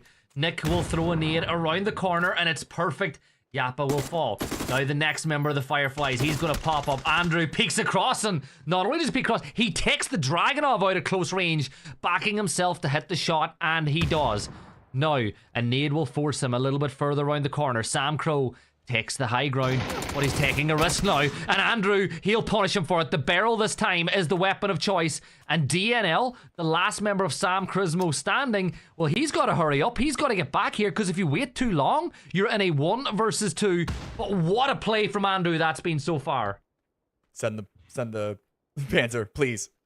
I don't know if he spotted the revive in the process of happening. Running out in the open now, getting some information from his teams. I think he did spot the cross. A great headshot by DNL through the bars. But that is still back to 1 member left standing for Firefly. Yappa now flanking on the other side, using the wall for cover. There's a player down. Sam Crow can feed this information, but DNL going for the res inside the smoke. He sprays through with the K2, but nothing lands just yet. Panzer in the hands now, but Nick will speak up from the smoke, but the angle working against Yappa. He steps across the side, and Sam Crismo win the, they lost the start of the battle, but they won the war. They'll keep all 4 players up, and Fireflies down and out of Tego after just 6 minutes and 40 seconds. Yeah, and it's good for Sam Crismo because they can get all 4 of them back to standing. And they got into an okay position. So much of this lobby has actually gone towards the coast, towards the water, not even sticking to those buildings along that street that I was referencing. They want to get into the hills towards the south. 55 have seen a couple of teams pass them by, and it's this area south of school that people seem to be really, really favoring, and I don't mind that too much, even though we know it's going to get pulled away from water at some point. I guess the real question is how much water is going to maintain in circle 2 and 3 until the phase 4 shift away. That shift a long ways away yet. We're about 2 minutes and 15 seconds away from that phase 2 pop. Toyo making their way inside the circle over on the west. You can see Wuju 2 with a 2-2 split. 2 players focusing on the Gunners, 2 looking towards 55 Esports. But Team Rezav, they're going to try to make landfall here above Team Empire. Adam, how good is this nade going to be? He throws it up through the sky, hoping for the airburst, finds a little bit of damage onto everybody, but not enough. Beleda will deal a hell of a blow onto Adam. He's going to go DBNO. Michael now in this 1 versus 4 because Finna is on the other side of the road alongside of Valiant. And Michael is doing the right thing. He's falling further and further back, giving up ground, but it's potentially dangerous on the opposite side to find that knock. And they're going to confirm out the flush. So Adam and Michael have both fallen for Team Empire. And the question is, where do they go for now? It really looked like Michael and Adam were caught off guard by suddenly parachutes in the sky above them. And I don't blame them. I was surprised that Rezav went for a Hail Mary play towards what's essentially a somewhat central position, surrounded by so many people. There was a lot of space towards the north. I think this was a really big risk, but it was such a risk that no one was expecting it, and, well, they reaped the benefits from it. They got a kill, they got a position, all 4 left standing, and I think there was a vehicle or 2 available for them to take from Empire as well. Empire 2 up, and I think they've made the right decision. They've gone inside a school. It's not necessarily a city or a village, but there's plenty of positions that you can hide inside of and just try to make something out of this game that has started off so poorly. 18 points, though. They're not in the worst position in the world. They've got the Gunners inside of school. Yeah, maybe that's not a line I should say, again, as Jewel will smoke out Wooly and try to get that res, but has a good enough time. Capitan knocked on the other side for Toyo as well. So yeah, here maybe is the damage to the consistency that we've seen from Toyo so far. They played out a lot of the previous game as 3.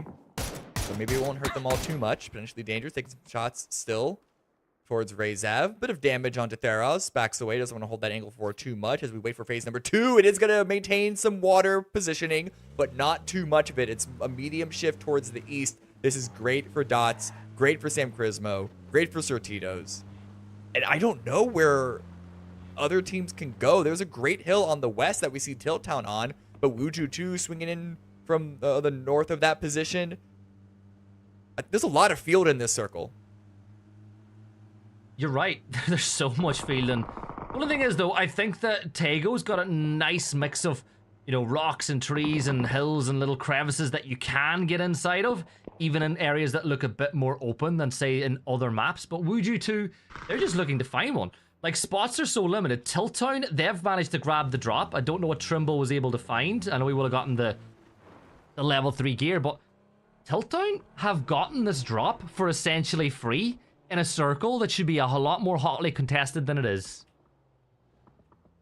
Some rivals, some range shots, no crashes yet. Great damage coming out from sneak attack onto Finna. Valiant is the last one standing for Empire, and there were a lot of expectations on this team's shoulders. Some legendary legacy players, and Valiant returning from a temporary hiatus. And they got Valiant towards the late game on game number 1, but they've been kind of struggling since then in a lot of their fights. But here comes Gunnar swinging on through, cuts Wuju 2 off from the rest of Empire. And they're going to be sending it right onto Joshi. This is a wide spread by Dots. And so Joshi recognizes that the flood is coming. He's going to get in his little life raft and paddle away. Yeah, Joshi making the right decision for himself. Sprint, run, Joshi, run. Get out of there, Gunners. They have arrived. They've got themselves a position inside of Songam now. And they will be able to cut off a lot of teams because you don't want to go any deeper just yet. Building on the edge of the compound, it gives you the option to leave if needs be. And it's one of the reasons why you see some of the more aggressive teams not go so deep inside of cities until they're 100% sure that's where the zone is going to finish. I think at this point, though, Cammy, apart from the one team that we did lose in Fireflies, almost everybody except for Toyo are now inside the circle for now. We have some quick immediate access. It all depends on how much Rezav want to stay around and really lurk this cross. They spot Emmy through. Toyo are quite vulnerable to this. So Rezav are giving up a timing positioning onto a more central spot, but with the time as it is right now, not so much for them to gain anymore. So I completely understand why they want to stay around this area. Shot towards Pippa. I don't know if I like that. Pippa would have seen Beleda in that position. The truck is not exactly something you can hide away. You don't have a cover for it. You can't make it. There's no ghillie suits for vehicles. But still, potentially waiting for a team shot, a crossfire, or something else to guarantee a knock. Probably would have been a better start. Yeah, and Pippa's just going to go get himself in the water, swim a little further south to try to get behind enemy lines. That's what it's all about. Create a little bit of chaos, divide, and conquer. Martine being spotted by Emmy, and Emmy will take a heavy headshot. And just like that, he is on the move. He doesn't want that smoke. But look, Fisher's ready for it. Fisher knows that Pippa's probably going to wrap around this way, and he's not taking any risks with it whatsoever. Pippa's got to be so careful. This is a weird standoff. This is a very weird standoff, and neither of these teams are in the circle. They have to cross so much open land to get there, so it's not even going to be the easiest thing for them to retreat from this spot and not get shot in the back as they cross into the waiting arms of Wuju 2 or Dots. Sticking around this area, it's a risk, but well, it looks like Team Rezav want to speed things up.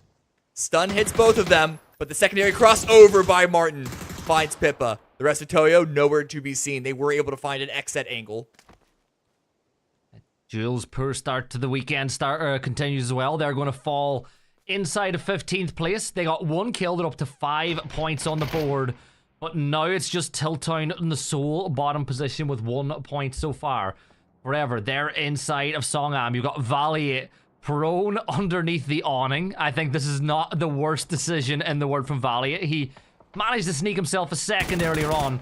Not quite sure if he'll find a second this time as Certito's NCLS. He's got himself a UAS for cover, but Certito's, you know what? Very, very hot and cold tonight, Cammy. Like all good cookies should be. Right? That's not true. I don't know what I'm going with that. You can get hot. I mean, cookies work both hot and cold. Anyway, whatever. Don't worry about that. We can workshop that later, you and I. But yeah, nice little spread out for them. Zvire right in between the 1-1-2 split that they have, but Outlaws also coming in from the west. There's a lot of space that Certitos are asking themselves to manage. And look at NCLS, none the wiser that Curry is aiming right in his position. I wonder if they're going to get overrun. Might have bitten off more than they can chew. Varus already going down. Oh no, Curry, you gotta hit those. He doesn't get the knock. He had so many opportunities to fire. Oh, the knock won't come through. And Curry's going to pay the lead price for it. He gets knocked on the other side as Kalnix will peek around. He finds that knock. And now Zvire managed to get a kill confirmed onto the Outlaws, who still have 3 players up and a pretty wide split. But all in all, I think Zvire are doing a good job of clearing space by space, but now they're moving towards Certitos. Certitos is backing away. And CLS, well, actually had to stop moving. Pitted right below. Not a lot of cover from the rest of the teammates. I lie. Ali RB had a great angle on Defari Vero, dropping him down very, very low, forcing a first aid kit out of that. And then CLS. Okay. Risky plays. Crawling forward. But the shots come out. Fari Vero goes down with the support of Ali RV. So, I mean, I'm nervous about this, but NCLS is managing this forward position very, very effectively. Has yet to get punished for it by Zvire. Now he's rotating. He's staying on the move. Not just knocking and standing still like a turret. He's keeping on the move to keep Zvire guessing as he will hit the deck. His teammates are still alive, so a little south of this position, but they're now moving up, and that vehicle coming in will be a dinner bell signal potentially for Zvire. They're going to pick his teammate up. Now Zera almost spotted out by NCLS, but he manages to move through the smoke. Robert with the nade. He's going to throw that one deep. Kalnix is fleeing away, and the nade will find no damage whatsoever. But I think Certito have played this really well. They've got everybody up now on the edge of the circle, and they're closing that gap. Aggressive push up, but they have this hill, this ridge line to work with. They have yet to be third-partied by anyone from their west. Valiant does end up going down. The solo player wasn't able to survive to get any placement points. We still have 13 other teams remaining. And NCLS, their sights set on Zvire still. They are trying to bring that count even lower. It's Gump, though, with the next knock on Defari Vero. Should be information that Certito can play off of, but they don't want to push too aggressively. The blue is about to hit them. And so they looked for a kill, looked for a knock, weren't able to find it. Now they got to put their attention elsewhere, getting into the zone. Blue zone as well is closing on this position in phase 4. Not really the type of phase that you can sit in for too long anymore. And once it starts getting damage onto you, you can't get back up to 100 HP until you get inside the circle, and that causes a problem. However, we turn our attention to dots against Team Reza. Shane Doe and Hot and Spicy, they're holding this position. All 4 players up. Bliss will get that opening knock onto Martine. But Bliss will get traded back by Loicha, who peeked out from the side. But Hot and Spicy, he knows there's a player nearby. Shane Doe gets caught out by Loicha as he gets a second on this gunfight. And here comes another one. Nade at the ready. Dots, 2 players up inside this compound. Beleda speaks to his side, tries to pre-fire, but Hot and Spicy will fall now as well. Team Rezav doing tons of damage on the Dots. And now Dots will continue with just 2 players up. Good send into the warehouse. Great push. Hot and Spicy unawares with the stun. And now Zvire and Certito. When is this fight going to stop? Certito do have the inside track. The blue is coming on the back of Zvire, but they are swinging around. NCLS is able to get 1 knock, but gets traded in return. Certito seem to be completely blocked off by entering the zone because of Outlaws. NCLS gets another, and here comes the blue. A couple of jammer packs in play. Glazera pushing forward as well. This is going to be it for Certitos. They're eliminated. But Zvire, they're up. They're standing. But how healthy can they reasonably get? This is the thing, because Outlaws as well, fresh off the back of a victory in the last map, are looking to add more points to their tally. Pushing up is your ways.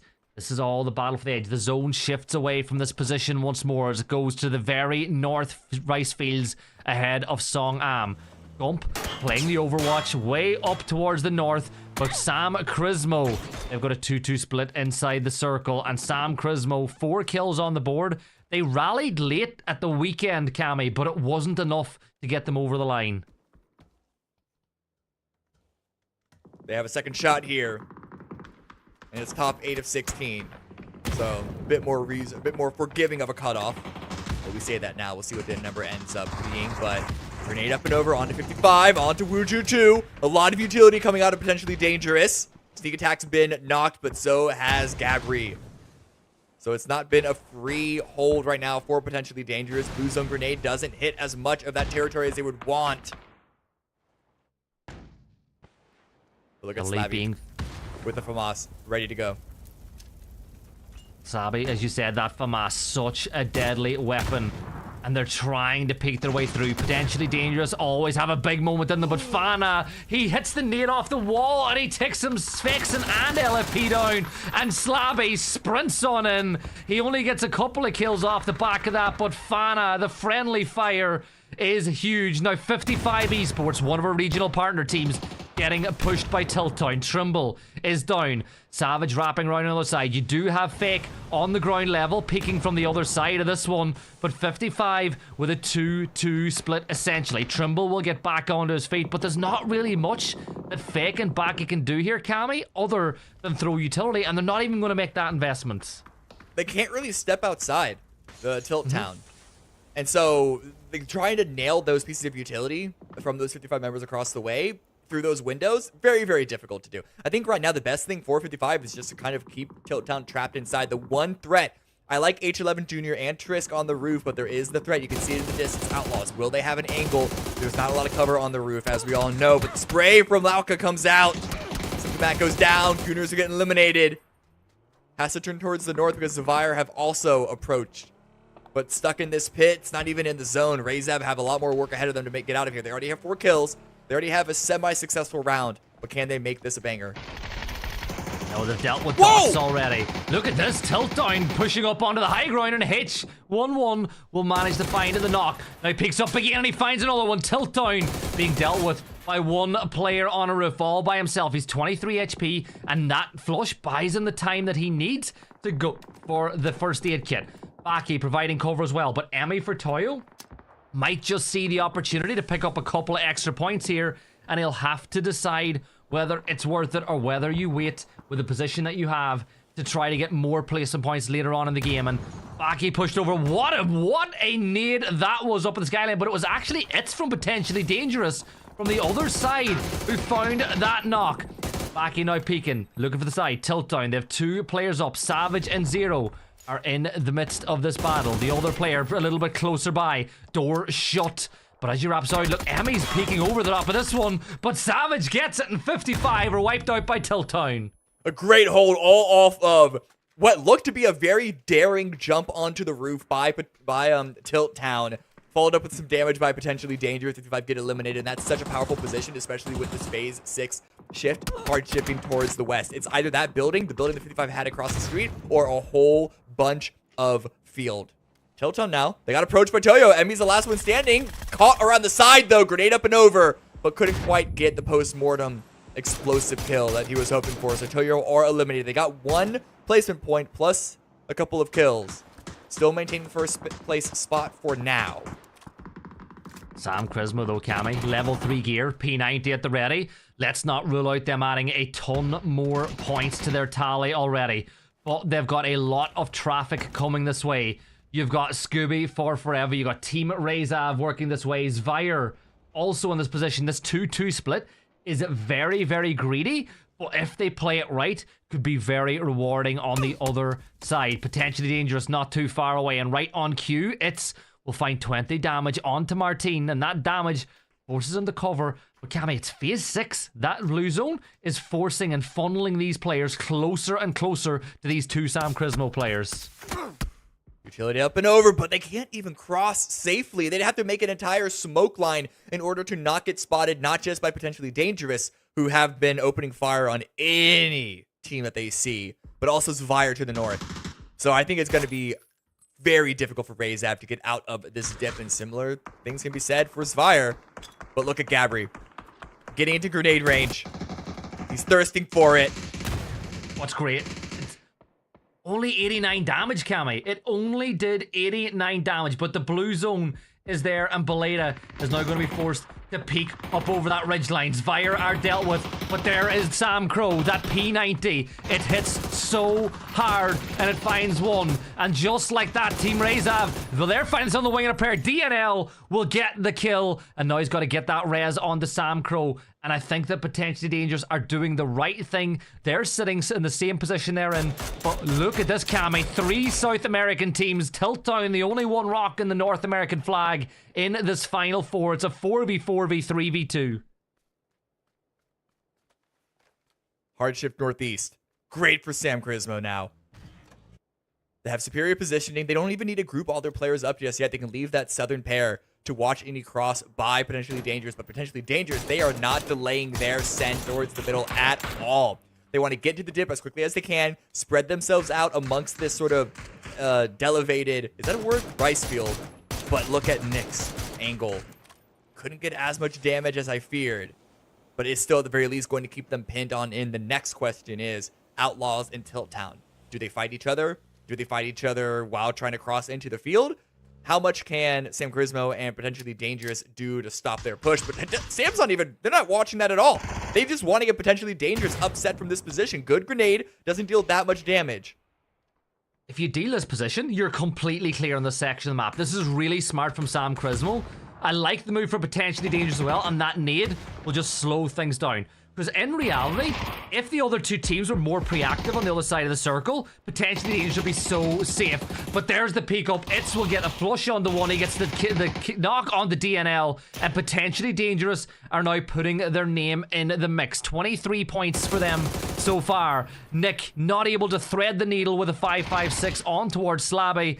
And it's now just 2 players up for Sam Crismo. But they've got 10 kills. But Potentially Dangerous, they're doing one the better. And they know that if they clear Sam Crismo from this position, all they got to do from this point is look west. Major kill counts on the teams on the east. The west teams can't quite say the same, but 4 kills for Tilt Town. Can they get any more? 2 versus 3, but this is a grows up. Swinging around the side, looking for a surprise angle. Cover of smoke under the cover of dirt. Staying alive, sneaking on in. That's a double groza for Tilt Town. This is massive firepower, especially if they can get into close range, but with the utility and the blue and Potentially Dangerous also looking this direction. It's going to be hard to find the proper angles. Outlaws get eliminated. Oh, Zero only got 1, but Potentially Dangerous got a couple more. They're on 13 kills. There's no potentially about it in this final circle. They are dangerous now.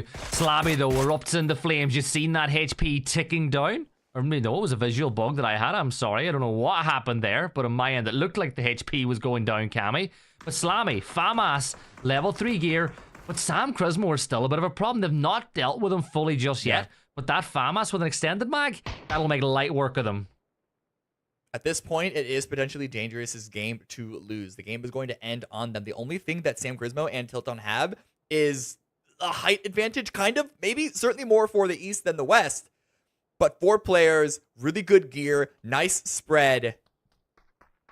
It's gonna. I think it would have to be more of a question of timing for Potentially Dangerous to get overrun. And you also have to imagine that Tilt Town and Sam Crismo spotting each other on their own pushes towards Potentially Dangerous likely could open fire across the field first. There are a lot of things going in the favor of Potentially Dangerous right now. 100%. The thing is, though, they got to be careful that these 2-2s don't focus on Potentially Dangerous at the exact same time. Now, by playing in this depression, it does mean that Sam Crismo and Tilt Town should see each other first before they get a proper angle onto the members of Potentially Dangerous. As you can see, the utility game from Sam Crismo is not very strong anymore. They're going to try and make a full send. There's Slabby finding a couple of shots, but the damage dealt back the other way. forces him into some cover, and this could be a big move. Gabri locked in on the other side. He's forcing an eye on the back. Nick, he does erupt into flames. Slabby will find that knock. Lopez, the last remaining player for Sam Crismo. And this is all doing favors for Tiltdown, who might get an extra point and maybe even more. I love the forward aggressive pitting positioning. Good knock and the follow-up. Tiltdown are eliminated. Slabby with the FAMAS is letting that thing sing. Sam Crismo got a good position towards the center, able to get out to the field, but there was nothing to be done. 4 members up, a bunch of great utility, a bunch of great firepower, potentially dangerous, a 17-kill win to close Tago out. 27 points in one game, not a bad return at all for potentially dangerous. A team that I know can show up big on one day, but as always, the problem for a team like that is consistency. But you know what? In Tago, big point haul, Cammy, they can just look forward now, like same as Toyo earlier on this weekend, and that takes a lot of pressure off them as well. Yeah, the game's not over just yet, but it gets them into a much more comfortable position. We are going to go to highlights. Once again, everyone, that is Tago taken care of. We have Rondo coming up, and then Miramar, a double pack of that to finish off the second half of day 1 here at the Last Chance Qualifier. Going to highlights. See you in a bit.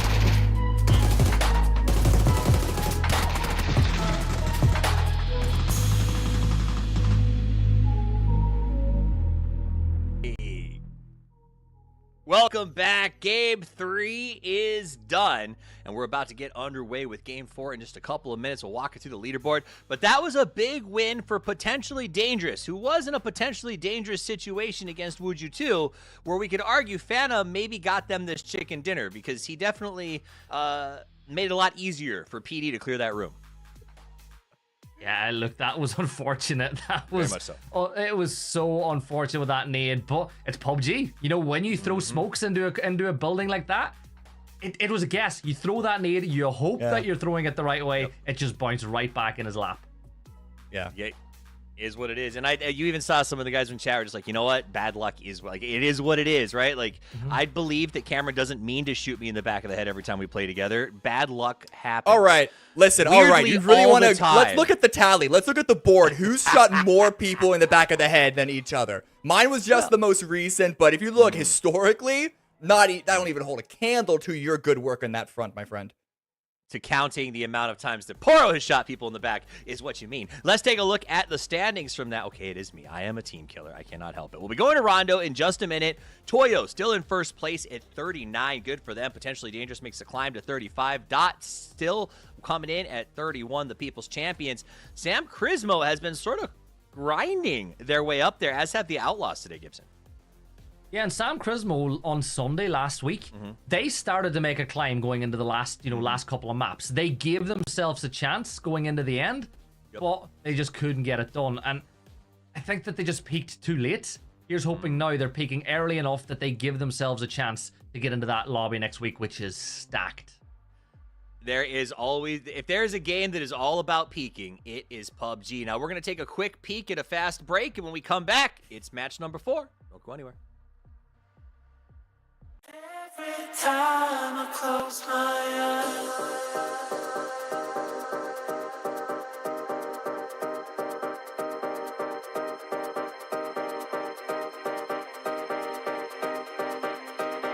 every time I close my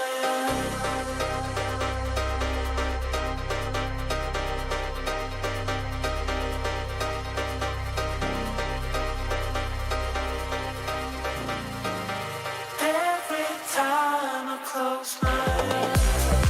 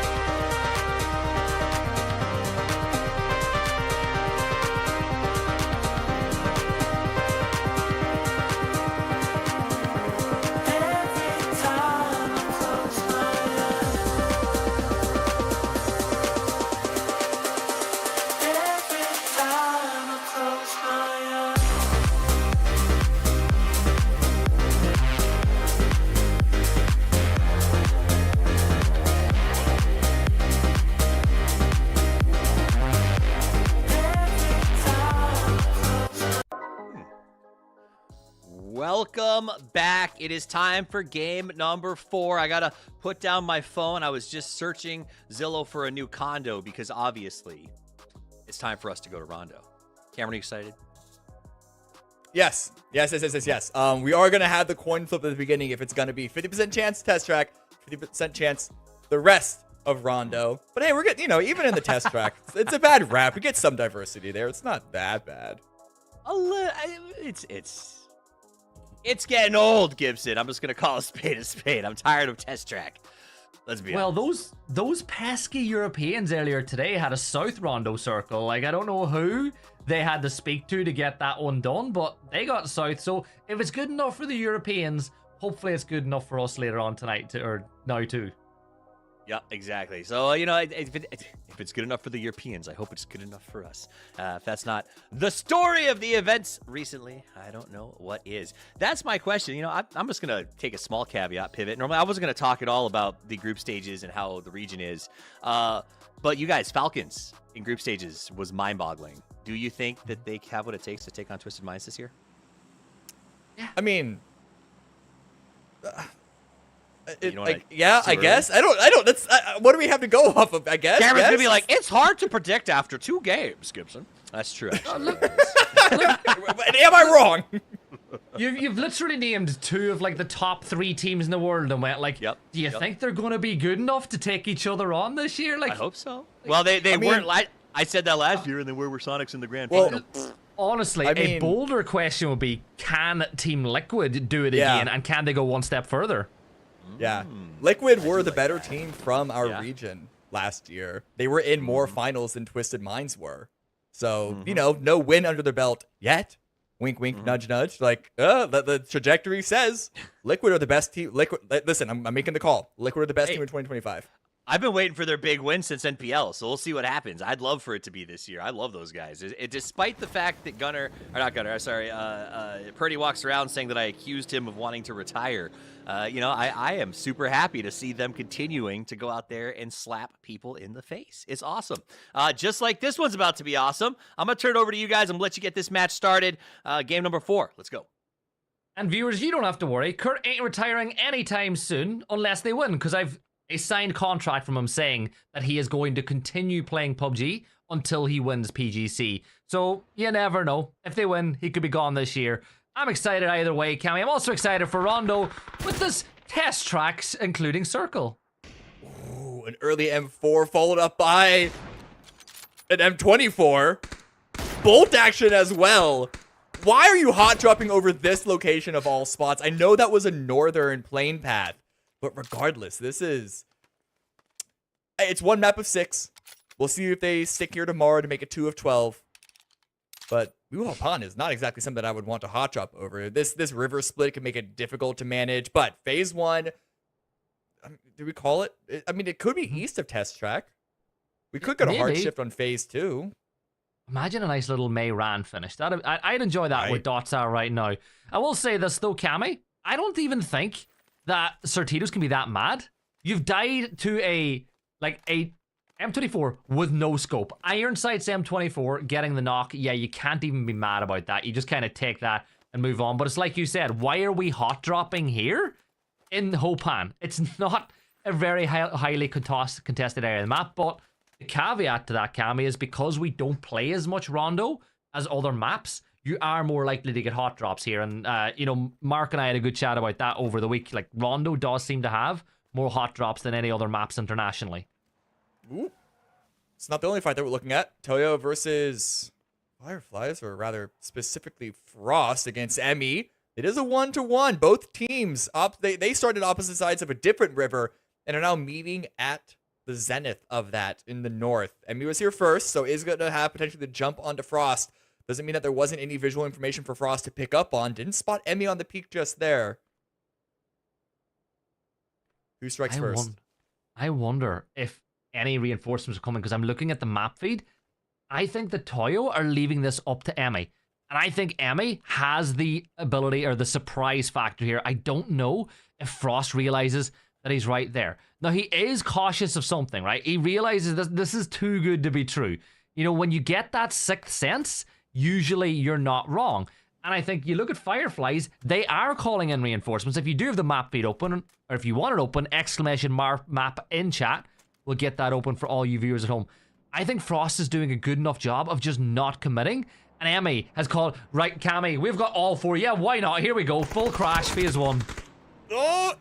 Damage comes out from Frost. Emmy's backing away because he suspects a frag grenade is coming his direction. Both Toyo and Firefly, the rest of the teams, the rest of the backup are arriving, though I do spot a solo Firefly player towards the north, looking potentially for an off angle, but doesn't want to overcommit and stay that way because of how open the field is. And Toyo, they're just pulling away. They don't want to commit to this part. They don't want to fight over what they consider a lower priority position, and it could be because, looking at the map, dots are also close by, gooners are also close by. It could be potentially avoiding a follow-up fight, even if they feel confident in the 4v4 against Firefly. So Tito's hopping back towards the north, finding a vehicle, pulling away. Zav as well. They get a bus of their own. Yeah, there's nothing wrong with avoiding conflict in the early game, right? I think I got to give both players credit. Frost did a great job of trusting his spider sense and not overcommitting and getting knocked.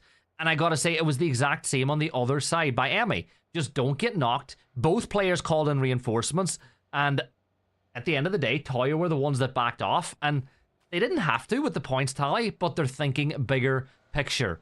Going for the Outlaws, also thinking bigger picture here, realizing that you never shoot the first car in a convoy, you always go for the one at the back, because usually that's the easier knock, but LFP, that knock would not be found. It's not so much that it's the easier knock. It's more so you don't want to challenge them to immediately send on you and take the fight, especially if you have a crossfire. But regardless, getting information, getting some damage in there. Wuju2 still on the push. Bit of a flip over. This could be an opportunity for Curry, though. Sends the Dragunov shots up and over. Doesn't get any real damage there, but that was a scary couple of seconds for Wuju2. Close but no cigar there for Outlaws, but they're having an okay day as well. Like, when you look at where they are inside the table, Cammy, they're in 5th place, 24 points.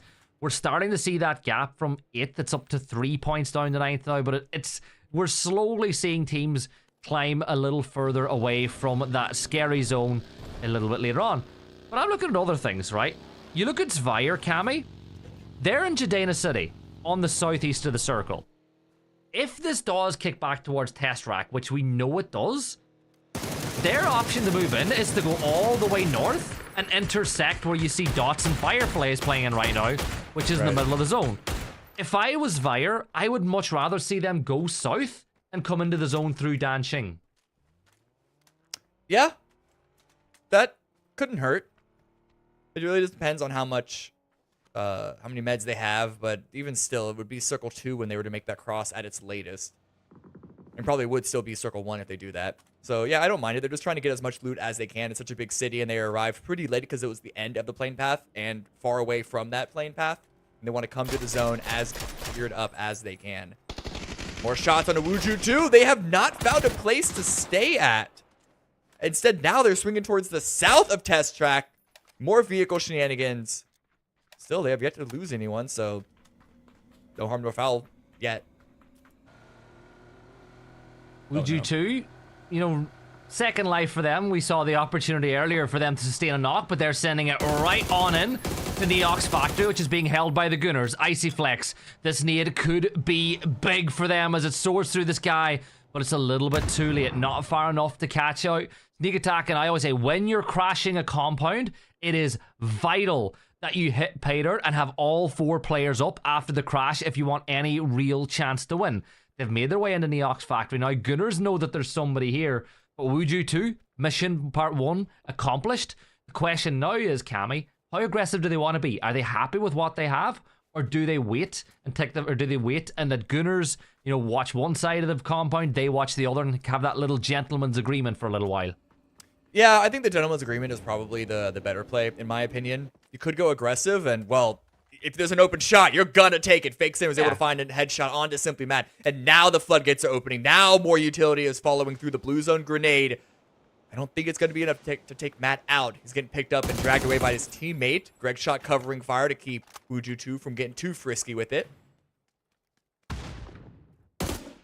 Greg Shot peeking from the other angle here as well. Rez is being pulled off, but a really good smoke just gives yourself the opportunity to move. And now with Gunners, with all 4 players back on up, you look at what's happened, and Wuju 2 didn't really get any benefit off the back of that at all as far as taking space is concerned. 9 minutes and 15 seconds, 45 seconds to find out if this does gravitate back towards Neox Factory and Tesseract, which it does do quite a bit. Cammy, while all this is going on, look at the rotate and the flank that Bunt has got on.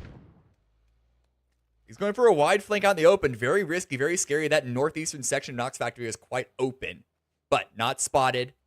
How much further is he willing to press it? Because this is a big territory. Bunt's in a good position to keep Wuju 2 consolidated to that south corner. Do they really want to spend time, effort, resources on managing this whole thing, especially when we are only a couple seconds away from phase 2? This is where the decision is going to be made. It's a hard shift down south. So fighting over that corner could be a decision Gooners want to play in. Alternatively, they could actually rotate ahead of Wuju 2, send it more towards the center. But Toyo is already in position. Potentially Dangerous are going to be in position. They know Gooners that they're not going to be first. Yeah, Wuju 2 on the move already. Toyo with the center of the circle, potentially Dangerous. They will have leapfrogged a lot of these rotates as they come in with the east with 55 Esports. Not too far away. All this happening on the east while Gunners still hold an Eox Factory. And there's nothing wrong with that. You're still inside the circle. There's every chance this could continue to shift north again after this point. But Wuju 2, Cammy, they sent 2 players towards Toyo. They got a shot at, and now they're running back with their tails between their legs back into the safety of the corner of Neox Factory. It's difficult breaking out of any city, any compound, especially when your rotation paths are compromised like they are for Wuju 2.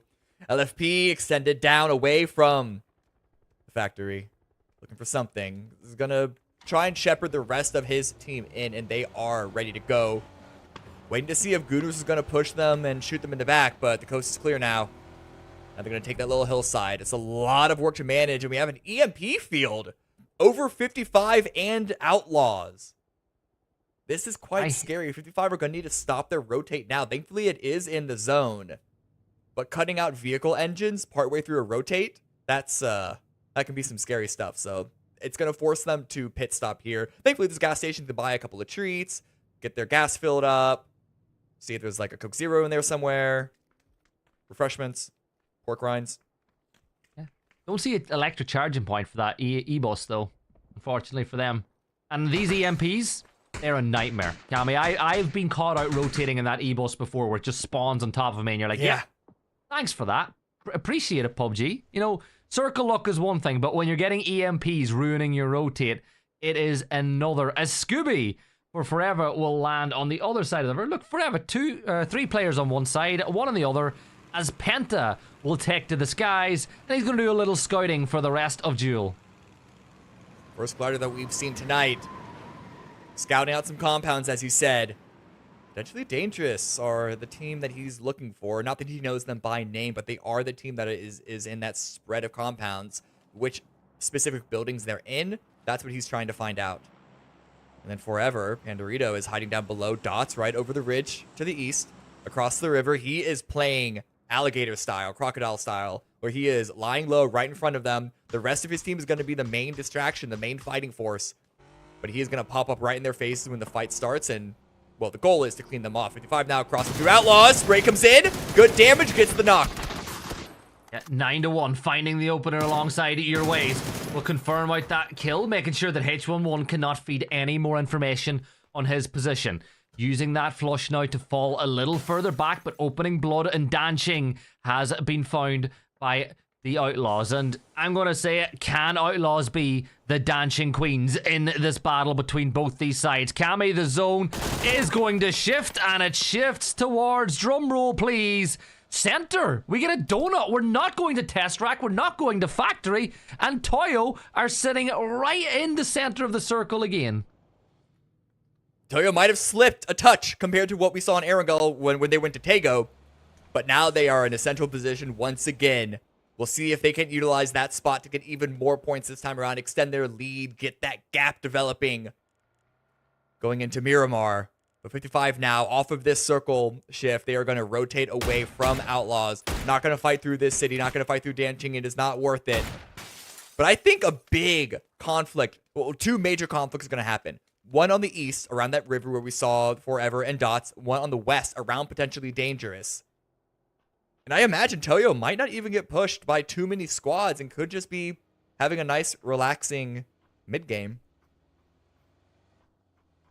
For somebody like for Toyo, it is quiet, right? You're doing a lot of scouting, but you're not getting a lot of fights. But it gives you a chance to read the kill feed. It gives you a chance to listen to hear what's going on around you and paint that picture. Here's Tiltdown rotating past Dots as 2 of NA's rosters will go side by side. Picture in picture, we're going to see Duel find a knock onto 55 Esports. Really badly timed reload there as Savage will find the knock onto Hot and Spicy. Shane Doe, though, on the other side, holds back the push for just a little bit, finding a knock of his own. But as you can see, Hot and Spicy, his time is up. Savage gets his kill confirmed. It's a 3 versus 3.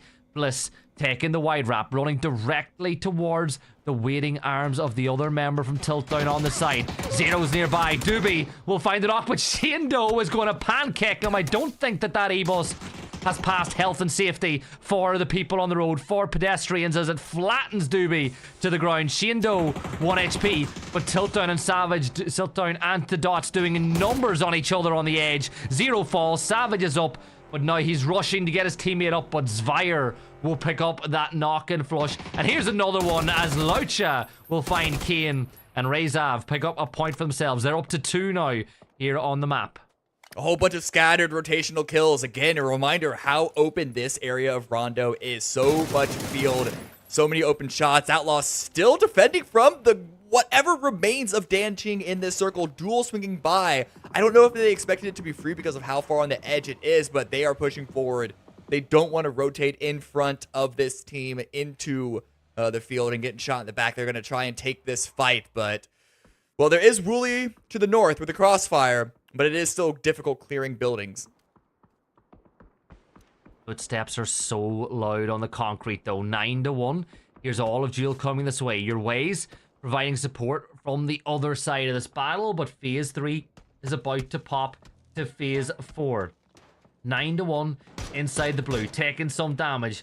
However, our focus has been drawn to this fight on the other side as Forever, who are currently bottom of the leaderboard on 5 points, are looking to take a bite out of the Certitos, see if they can find it. But there's 9-1 on the picture-in-picture. Found that knock as Slump closes the gap towards Certitos now as well. Smoke cutting off lines of sight, but NCLS Cammy just about sprinting out from that angle, and the covering fire from above, not finding the knock just yet. Doobie with the peek, hits a headshot, but gets stunned.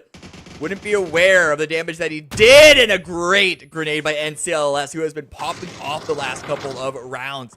Can Certitos get any more out of this fight? There is Fireflies to the north, making their job even more difficult. Varus is the last one standing now, forced to prone on down. Scooby's going to be getting that information away, so he wants to confirm that kill, get at least 1 point over here in Rondo. But with the approach of all those teams, I don't know if it's going to last for that much longer. Duel have been struggling to find this one solo player. The rest of Outlaws, such good cover, such good crossfires, keeping Duel locked in, and they get eliminated in 15.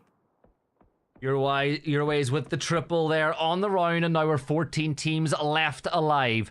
Forever still on this battle, but here come Fireflies as well, pushing up onto this ridge line. Theros, though, potentially dangerous in the fight with Sam Chrismo, but a great molly will find that knock. Lopez buying himself a little bit of time as the 2 teams who went head-to-head inside of Tego for the win are hitting each other a little bit earlier on this time around. Gabri moving into the fight, and Lopez is going to go for the res on the neck, but timing is everything. He comes off at Cammy because he's realized that Gabri's just a little too close for comfort. Molly's the door, but Gabri is already going to be taking a separate cross. Shots come out a bit early. Allow for a response in the frag grenade and another Molotov. He's going to go for the stick. He's going to go for the revive. Has to in the smoke. But that revive is going to get traded with Michael off on the back. A wide, long angle takes Sam Crow down. And so a reset by both of the teams here. Gabri finds one, finds a second. Can he get the third here? Sam Crow with one player up. Sam Crow takes some damage, it forces him in, but the two players are potentially dangerous. The res coming in clutch, stun grenade from Sam Crow, forces Itz into the corner. The molly not quite spreading far enough as Sam Crow is doing his damn best to stay alive and pick up more points for his side, but I think that's a good blue zone nade. More damage has been dealt. It's a smoke that's been thrown. There's the head, but oh no, another mistimed click on empty. And Sam Crow, another couple of seconds at least inside the server. Crossfire being held, but what can Sam Crow do from this position? Nade thrown out the door. Sam Crow, is it going to do damage? No, it doesn't, Cammy. But here's the peek, another stun. It just can't buy any luck at all. Every single time he peeks towards Sam Crow, he's not able to get the kill confirmed. There it is, finally. They set the crossfire up and make sure to peek him twice. Sam Crow does eventually go down, but it took a lot longer than you would expect. Now, swinging over to the east side, there was a lot of action happening in the kill feed with that extended fight on the west that we were watching, down to 9 teams. Zvire, 1 kill, all 4 left up. They're running away from forever, not because they're scared. It is a 4 versus 2, but positionally, they need to start to pivot themselves into the zone. They have the other 2 members of Zvire down towards the south that are in the circle.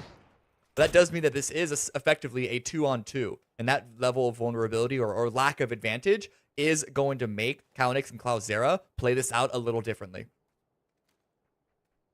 This is the thing, the blue zone on the shorter side. Zvire have that little bit extra time, but forever, they've got to close the faster gap. Cloudera spots out the player, Panadorito running through the open. The Nox Fudge and a bicycle. Slump's going to go for it, and I think he's been spotted out here. Let's see if the shots can land, and he just about gets into cover. So great movement for Forever. They managed to move on in, and here's the Gunners now. They're on the north side of the circle. Wuju 2 for company on one side, 55 Esports for the other. And Cammy, do you see how open this terrain is? Been seeing it for the past 2 zones, 3 zones. And look how open these shots are by Greg Shot. Throws Baki onto the ground, into the dirt. 55, they have... It just feels like every time we look at 55, past couple of circles, they are just chasing after... Sorry, past couple of rounds, they are chasing after circles. Cannot find some advantage. 21 minutes and a half gone. Empire inside the top 8, but not comfortably so at this point. 4 kills for them. As Savage will pop open the door. Tilttown, 1 player up as Savage. They've got themselves right on the cusp of the top 8 as we move our way through the 4th game, but decides to dip back into cover. Forever have been in the wars so far. 4 kills this game for them as 55 go down to the blue. Another per map showing from one of our regional partner teams as Tilttown look on this side. But whichever team wins this fight, Cammy, depending on the next shift, has cleared themselves a ton of space on the north of the circle. Yeah, but how good is that going to be? What exactly does that mean? Like, Toyo are still the team in the ivory tower in the dead center of the zone. There is that ridge to the north of that position that whoever wins this fight could make their way towards. But, I mean, it's Savage versus 2 members of Forever. It's not exactly a big fighting force, whoever makes it out of here. Circle shift. Savage will get to stay alive for a little bit longer, but the question is, where does he go from here? Is that box enough for him to play? Icy Flex dealt with pretty quickly as the Gunners fall inside of 6th as the placement points are increasing even more for all these teams left alive. Toyo will now take top spot for themselves once more. 42 points, as you said, holding the center of the circle. Probably bored at one point for how quiet this game has been for them. And as you look around, the terrain is a tough nut to crack. Zvire up and alive. Team Empire are there as well. Cloudera manages to find Pipa, but I'm more interested in what is being dealt the other direction. A good knock on a Pippa, but still, just look at all the lines they have. They only have 1 kill, but that's because, like I said, no one was pushing them. Everyone was fighting in their own little pockets, in their own little areas. It's on to Toyo right now with the luck that they've been given with the circle shifts to maximize the points. But it really is also up to the other teams. How many opportunities are they going to give them? Savage right now is still fighting out against Forever. Been managing his spacing, pulling away, trying to find angles, keep them guessing, keep them surprised, and oh! The opportunity, not enough for the kill. Maybe this nade, though, if he can line it up perfectly through the window, could be the perfect answer. This goes a little too far deep, but the smoke will push it. Savage going for the wide wrap on the other side. Will he spot one of these forever players through the smoke? He can hear the footsteps, but as the X-ray vision has been removed, you can just see how little visibility that there is. But that smoke is about to dissipate. Do I hear? Oh my word, Adam with a big nade over the top wipes out Wuju too. And now there's 5 teams left alive. Tilt Town still not inside the top 8 just yet. And the problem is Vire are ahead of them with 3 players up inside the circle now. But Forever, this fight between Forever and Tilt Town is just going on and on and on. And the longer it does, the more I actually think Savage might be able to pull something out of the hat here. And he peeks around the corner, but he stuns himself, can he? Runs away. But again, the constant Benny Hill theme song that's probably in the back of all of these players' minds right now. And Savage is playing Chaos. That's what you need to do in a 1 versus 2. Here's the footsteps, hold the angle. But again, can't get the first knock. The damage is just not there. The HP bars look low, but it was shared between the 2 members. And so Savage, what a noble try, but is unable to turn things around. But while that fight was taking place, you can't see it on the map anymore. But Svire had an opening without getting spotted from the north on pushing forward into a position just east of Toyo. And we're getting ready for that next zone shift. Svire, the problem for Forever. The circle, you'd imagine, will now evict them from this position. Empire with 4 players up, holding on to a ridgeline that they've just cleared for themselves. And the shift goes towards Toyo once more. Their early decision to take this compound and avoid conflict. Was it with 55 Esports? I can't remember which team it was that pushed up a little earlier on. But that decision to avoid that conflict has resolved in them getting the perfect position in the center of the zone. It might not be a big kill chicken dinner, Cammy, not yet at least. But if they get it, they've got a ton of points off their decision not to fight early. The most they would have would be 11, which is just about par. 4 kills with a win. But the chances of them getting all 9 kills remaining is pretty low. We'll see what Empire can do. It's not quite a full clown car. It's only 3 of them. They've left Valley 8 behind to cover. But speaking of cover, there is none of that here. This ridge is virtually nothing. The Dacia is nothing, and they are getting torn to shreds by Svire. Torio is running out. They want to steal these kills. A good grenade could take all of it. I just can't get over. I think it was it Adam got out on the wrong side of the car and he just walked into a firing line, and just like that, Empire, the first team to fall in our final 4. Toyo, center of the zone, full control as Forever. They're trying to push their way in, but Kalnix from Svire has got the off angle. He's got them locked down, and this looks like this should be a Toyo win as a heavy shot has landed on the Kalnix, forcing him back into cover. Look, all credit for Empire. They tried to make a big play, but sometimes they just don't work out. Yeah, that was the only play for them to do. You can see the amount of control that Toyo have right now. Good spray down into Panda Dorito. Slump now brought Forever eliminated. 4 versus 3. All sights set on Svire. They know exactly where they are. A good grenade by Benja. Capitan's peeking over the top. Second time's the charm, perhaps, for a knock against Ribo. Not quite going to let the damage through, but Benya there is for the follow-up. No, it's Emmy with it. A good defend, a good stun. But Kalnix, can he finish it off? Not going to be the case. 1 knock is all Toyo took, and they win the game with 7 kills. 56 points total for them now, Cammy. They have had themselves a hell of a day, and they're only 2/3 of the way through. 2 trips to Miramar to come after this, but Toyo putting their mark on this lobby.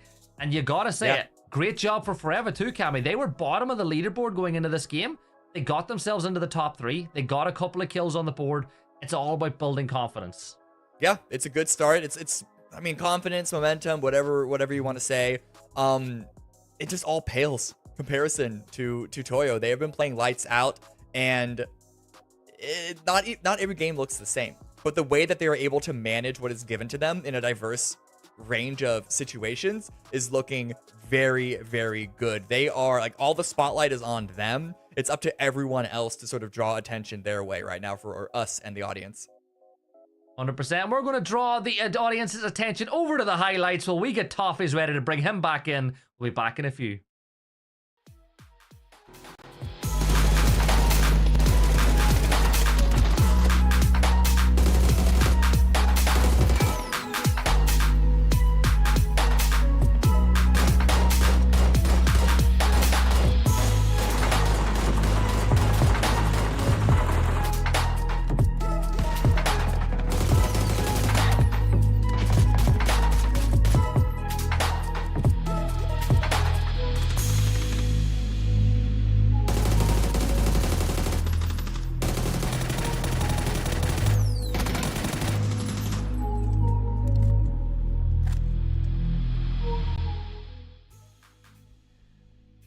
Game 4 is done, and I would be lying if I told you anyone else could win this lobby. They are absolutely dominating it right now. Now, they did manage to get a good spot in that circle, right? We saw muchas shifts in that direction.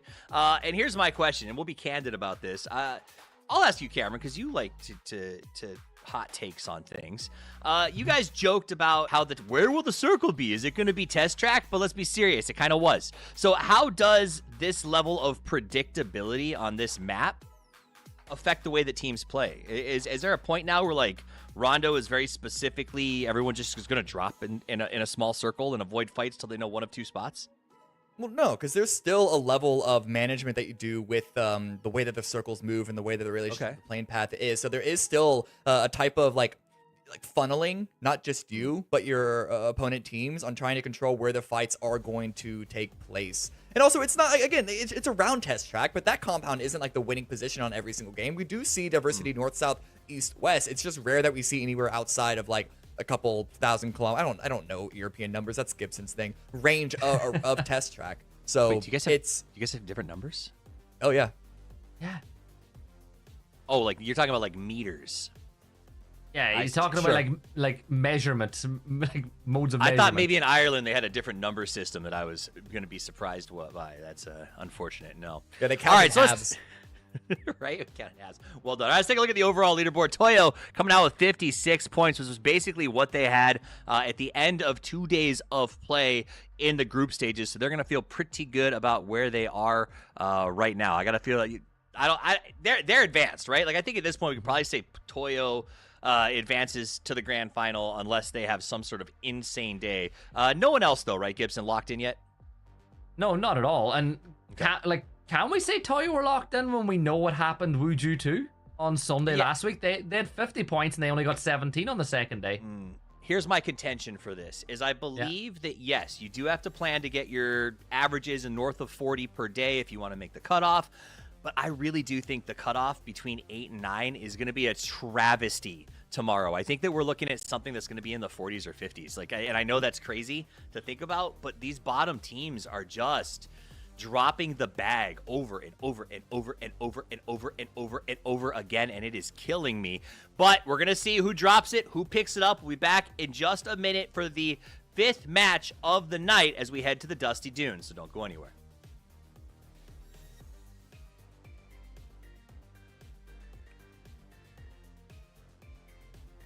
Never mind.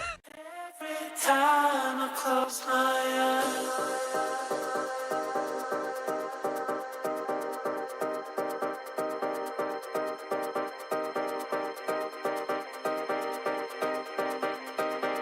Every time I close my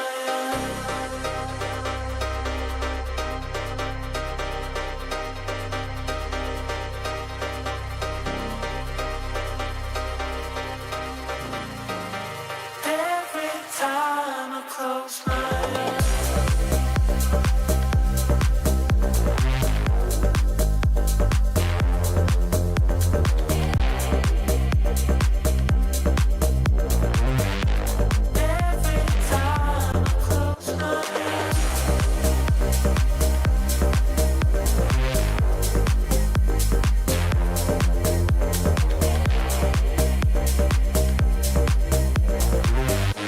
Every time I close my eyes. We're back, I think. But our cameras are here. My name's Toffees. I'm joined with Gibson and Cameron.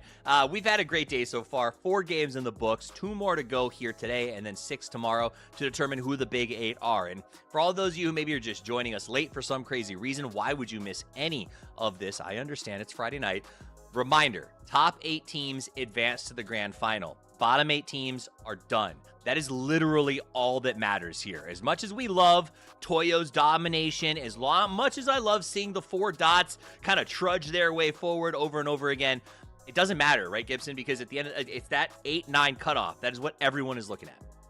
It is. Look, you want to be in the grand finals lobby because you got to be in it to get a chance to go to an international event. Like, even if you're, a team that thinks you're going to get stomped every map. Right. Any given Sunday, anything can happen. And if you're out this weekend, you don't even give yourself that chance. Yep. You can't have a phase Sunday if you're not there on Sunday to be phased once upon a time. Now, it's been some pretty good games, as I said, a lot of action, but a lot of kind of weird circles in those first 4. So, Cameron, earlier on, you said 2 games in, kind of weird games. Can't really chalk anything up yet. Do you think the fact that we had sort of weird circles in game 3, a little bit of a military in 2, does that still mean that it's anybody's up in the air, or do we kind of know where we're going at this point? As far as like who's going to qualify or not, I do think 4 games in, because it hasn't been like island circle, right? It hasn't been all of that weird. It gives me some semblance of understanding of who's performing well or not. Like, let's just look at Toyo.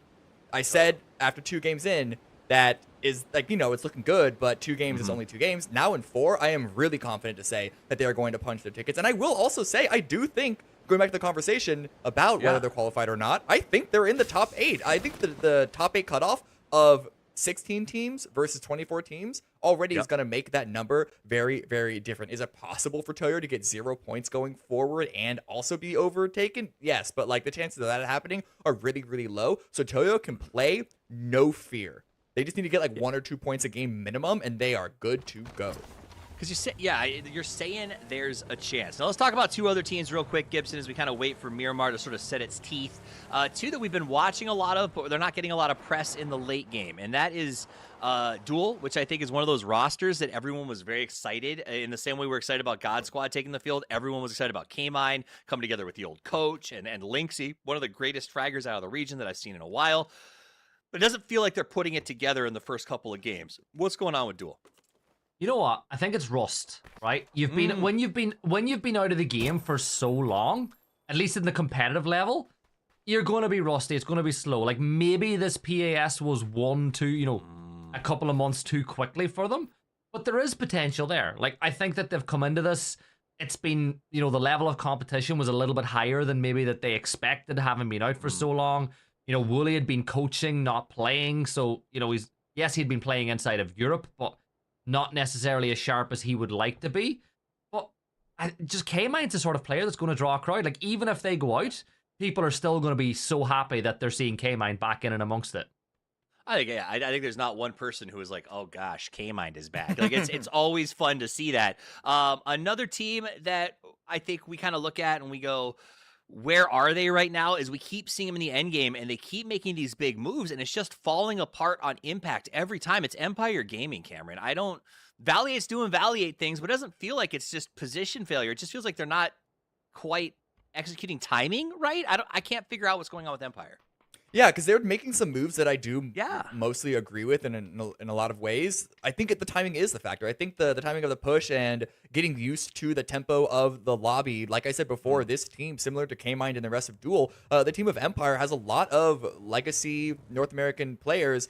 And, Adam's been playing in North America for a while, but he just came back from a break himself. It's possible that they're just not used to dealing with the timings of not just the meta of Americas, but specifically Latin American teams. I can definitely understand that. Now, here's my next question for you two. Gibson, I know you've been watching a lot of this. We have had a lot of young guns come out. Are there anybody in the emergence scene, team or player, that you're like, I have really loved watching this person so far? As in, kind of new to this, team this year, or a player that's stepped up? Maybe, I don't want to say future of PUBG. That's too romantic. But you know what I mean? Like, kind of emerging as a power. You know what? I think that I know that we've seen a lot of them, but Sam Christo's improved a lot from South America. Okay. I think he's a player that I think is getting better and better every single time I see him. Slavy from Potentially Dangerous is somebody who's caught my eye quite a bit in a few occasions. Like, I think that there's a lot of up-and-coming new players, but it is getting lost in the midst of all the returning old faces, and it's to be expected, right? Well, we got to see what they can do, because being a young player means that you're automatically going to have really good mechanics. Like, the kids coming through these days seem to be so good, but there's something that the old heads have, and that's experience and just understanding the way and the flow of the game that little bit better too, which is why people get so excited about the old faces coming back. Absolutely. They bring so much knowledge, so much experience, and honesty. Honestly, a lot of nostalgia. I mean, we're going on 8 years of PUBG at this point, Cameron. And when we see rotations like this, players like that come back, I mean, we have memories, right? Like every time I see Miramar, I still think about the release of the Murado and people just driving around with the top down, having a great time, right? So I do think that's one of my favorite parts of seeing these old players come back is that nostalgia that it brought back to us, but also new players still emerging. It's very exciting for the future of PUBG. And the future of this match may be getting exciting very soon. So I'm going to turn it over to you, gentlemen, to take it away with match number 5 here on the Dusty Dunes. Thanks, Toffees. And finally, Cammy, we get a semi-normal circle from Miramar for you and I to cast. I don't want to say that correlation is causality, but it does seem that you and I, when we get on the mic together, do get some strange ones for the players. So they'll be happy to see something like this that they're way more accustomed to.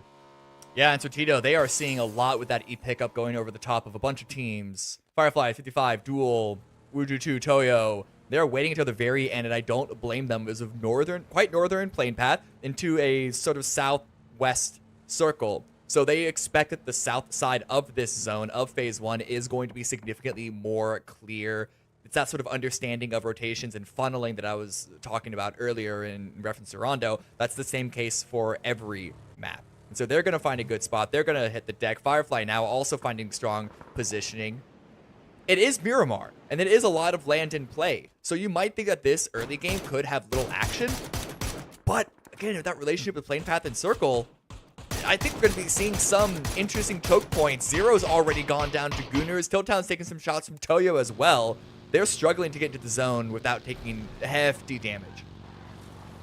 Yeah, and that's not great for Tiltown. They're starting a little bit of revival this last map or two, but losing one inside of phase 1 on a map like Miramar is not the way you want things to go. Miramar, a map that I always feel really slowly builds up to that crescendo where everything is all about positioning and getting ready for the later part of the game. But Cammy, look just to the right of that larger Death Valley. You've got Toyo, Jewel, 55 are in the midst there. You've got, Empires there, Gooners. That's a lot of teams in that small area of space already. I mean, they're all there because they're so valuable. It's such a good position on top of the rocks around that spot. 55. We've talked about them a fair bit. Struggled to really get something going this time around. And with the inconsistency that I mentioned historically of this team, it wasn't a big shock to see them in the last chance qualifier, but after 4 games, them in 13th place, now I'm a bit surprised. I'm confused that they can't get anything running just yet. They had Firefly pivot, kind of cut in between those 2 positions there on the north.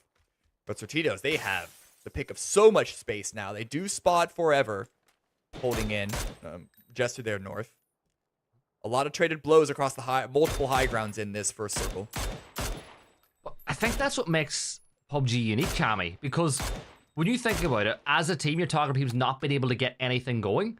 It's not a 1 versus... Oh, yeah. We'll speak about that in a sec, because Beleda might be about to get himself going back to the lobby, and he does. Curry picks up that kill, but as I was saying, there's 15 other teams inside of a lobby. It's not a 1 versus 1 game like other games where you can kind of, just focus on your own game, right? You could do what you think is everything right, but every decision that is made by every other team inside the lobby affects you, and it just can make it so much harder to get things going than if you were in a 1 versus 1 game. So I think PUBG's got this unique factor to it, and I'm going to use the comparison. I think it's rather like golf, Cammy, if you understand like golf is. You can just think you're doing everything right and not get the results you want.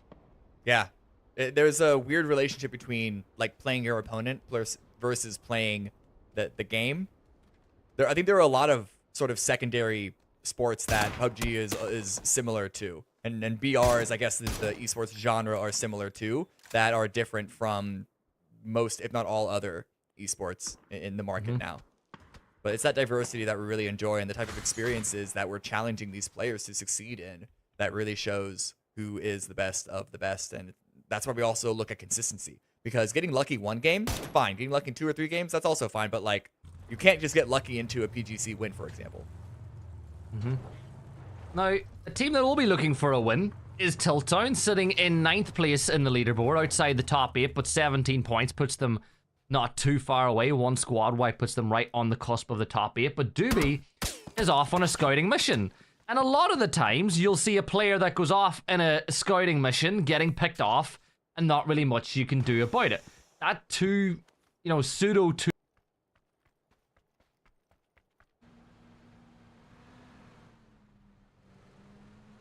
Everybody circle like this when you're down to a 3, and that zone shift and Doobie getting in the car is timed perfectly, because now you can get everybody back into a position, and suddenly Outlaws, Razav, Dots, you know, potentially dangerous, all these teams now need to funnel their way into the zone. Yeah, and that is a death road north of Valdemar that they might have to go down. Other than that, like Tilt Town, they lost a player, but they have a good position if they can get all 3 into that spot. Fireflies trying to pull away from 55. I think that might have been a vehicle spin out that we saw for a brief moment. But, ooh, okay. I always get shocked by the explosion at the gas station, but that doesn't do any real damage. 55 need to make their own way to the zone as well. Outlaws spraying at a distance. Got to go for the damage, but not the easiest shots to hit, so I'm not going to blame them for struggling. But that spin out of the Murado, and 9-1 is looking real good with his positioning. Gump, even superior. Yeah, Martin, the next target, a headshot is landed, but a reload again. So many times today we've seen, oh no, 9-1. He'll get the explosion. Martin is going to get knocked. Outlaws will pick up their second kill as Razav are falling apart at the seams as they try to make their way in. However, we'll look now at Jewel, a team that really need to get something going, and Joshy says, no, you're not getting that knock, Lixie, you're not getting anything going. We're going to get the knock onto you, and now, well, that's the signal for potentially dangerous. They're going to pull up. Oh, up and over! Wooly was waiting for it, heard the vehicles, knew that they were going on the send. They lose Lynxie in the meantime, but caught between a rock and a hard place. Couldn't get the 180 onto Slabby in time, so the one knock but no kill, and the rest of Duel were not in position to follow up. So a bit of a widespread gets punished by potentially dangerous, and that's the difference that a single knock can do. Lynxie went down, and now Wooly is following suit.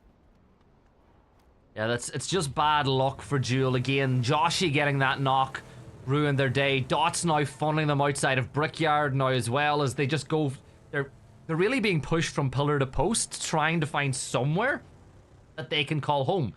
I feel like they're too close to like the really good positions for this stage as a 2, which makes it really tough to hold, because all these other teams in a circle like this want to make that exact same push. They want to take those compounds for themselves. That's why they were chased out of compound 1 after the knock. That's why they've been chased out of Brickyard. Now I'm going to ask you, Cammy, 55. Where do you even go with an E-pickup like this? I don't know. I'm really not favoring their timing. Oh, Pentalol goes down to Doobie, gets the knock, and, well, Savage gets confirmed by K-Mind. But yeah, 55, I think in a brief moment when we watch K-Mind potentially get eliminated, has to cross into the bricks. But I think just watching that 55 E-pickup is what we were talking about earlier. They're coming into these circles very, very late when they didn't necessarily have to. So I worry if it's like, it seems cheap of a comment, but it sounds almost like a confidence thing. They're they're hoping for the game to give them something, and that's not how you win in PUBG. I think you gotta play yourself into form. You can't just wait for the form to come to you. But Toyo, they're a team that certainly have their form going today. They've got themselves, it's all 4 players are in one compound on either side of the road, so it's like a pseudo 2-2 split as things stand. The circle shifts violently towards Wuju 2 over on the west forever. They've got Valle del Mar all to themselves, and once more, all these teams in the north, they've got to get moving once more. And K-Mine, I think, has found himself in a position once more where a team is going to look to push that way. You can hold, get a couple of points for Duel. And as a solo player, that's the only chance you have. Going for the win is no longer the focus for K-Mind. Outlaws, good high ground, but not in the circle. Dots fleeing from below them. Don't quite have a great angle to open hell on them. A little bit of a spin out from Zvire. They had a good position in the previous circle, but now with the hard shift southwest, continuing to finish towards Valdemar, this game is going. Zvire now need to move from that high ground position, and so it really is just Sortito's position that they got very, very early on in the game, right next to Wuju 2, and of course the slightly limping but still alive Tilt Town. That is going to be the peak, the zenith, not just in the terrain, but also the center of the zone. The only benefit I would say, Cammy, to that too is because so many players have fallen by Miramar standards in the early stages of this game, there are pockets where you might not usually find them because teams are weaker. They're not extending out as far as they normally would. Speaking of trying to make a team weaker, Tiltdown are looking to do that to Joshy as a great knock has been found. However, the door was opened and they should be able to get inside. Now, maybe another knock can be found. Bliss is by the door. A tag from Doobie once more, but he can't find the knock. Dots will get everybody back alive on their feet. They secure this right, potentially dangerous. I'm watching them rotate past this. I thought that they were going to do the knock and push again, but they're actually intersecting both of these teams. Yeah, they don't want to push on the Dots because then they're just get taken down by Tilt Town. But this part of Miramar, so much high ground to abuse. Michael with the kill on the bunt. Good grenades over. Simply that goes down to Pippa. But I do want us to go back to that push by potentially dangerous. It's a really good position to have them engage with both Tilt Town and Dots without tunnel visioning on one over the other. But forever now, this fight against Fire, they spent all the way, not just from that high ground to the east, they went all the way inside the city themselves, which is a risky move. We know this next shift is going to go away from the water somewhat, but it does have cover, so that's always going to be a part of the consideration on where to rotate. Do you feel that Valle del Mar is a bit of an exception of a city where it's maybe easier to get out of because of the terrain and that high ground creating a kind of high wall around the city, giving you cover as you move out? We'll pick up on that point in a second because Gunners, they're going to pick up that point off of Michael as Empire will lose one. 2 points for the Gunners. Kami's zone is getting ready to shift. But yeah, what do you think about the terrain of Valle del Mar as far as escaping it when times are hard?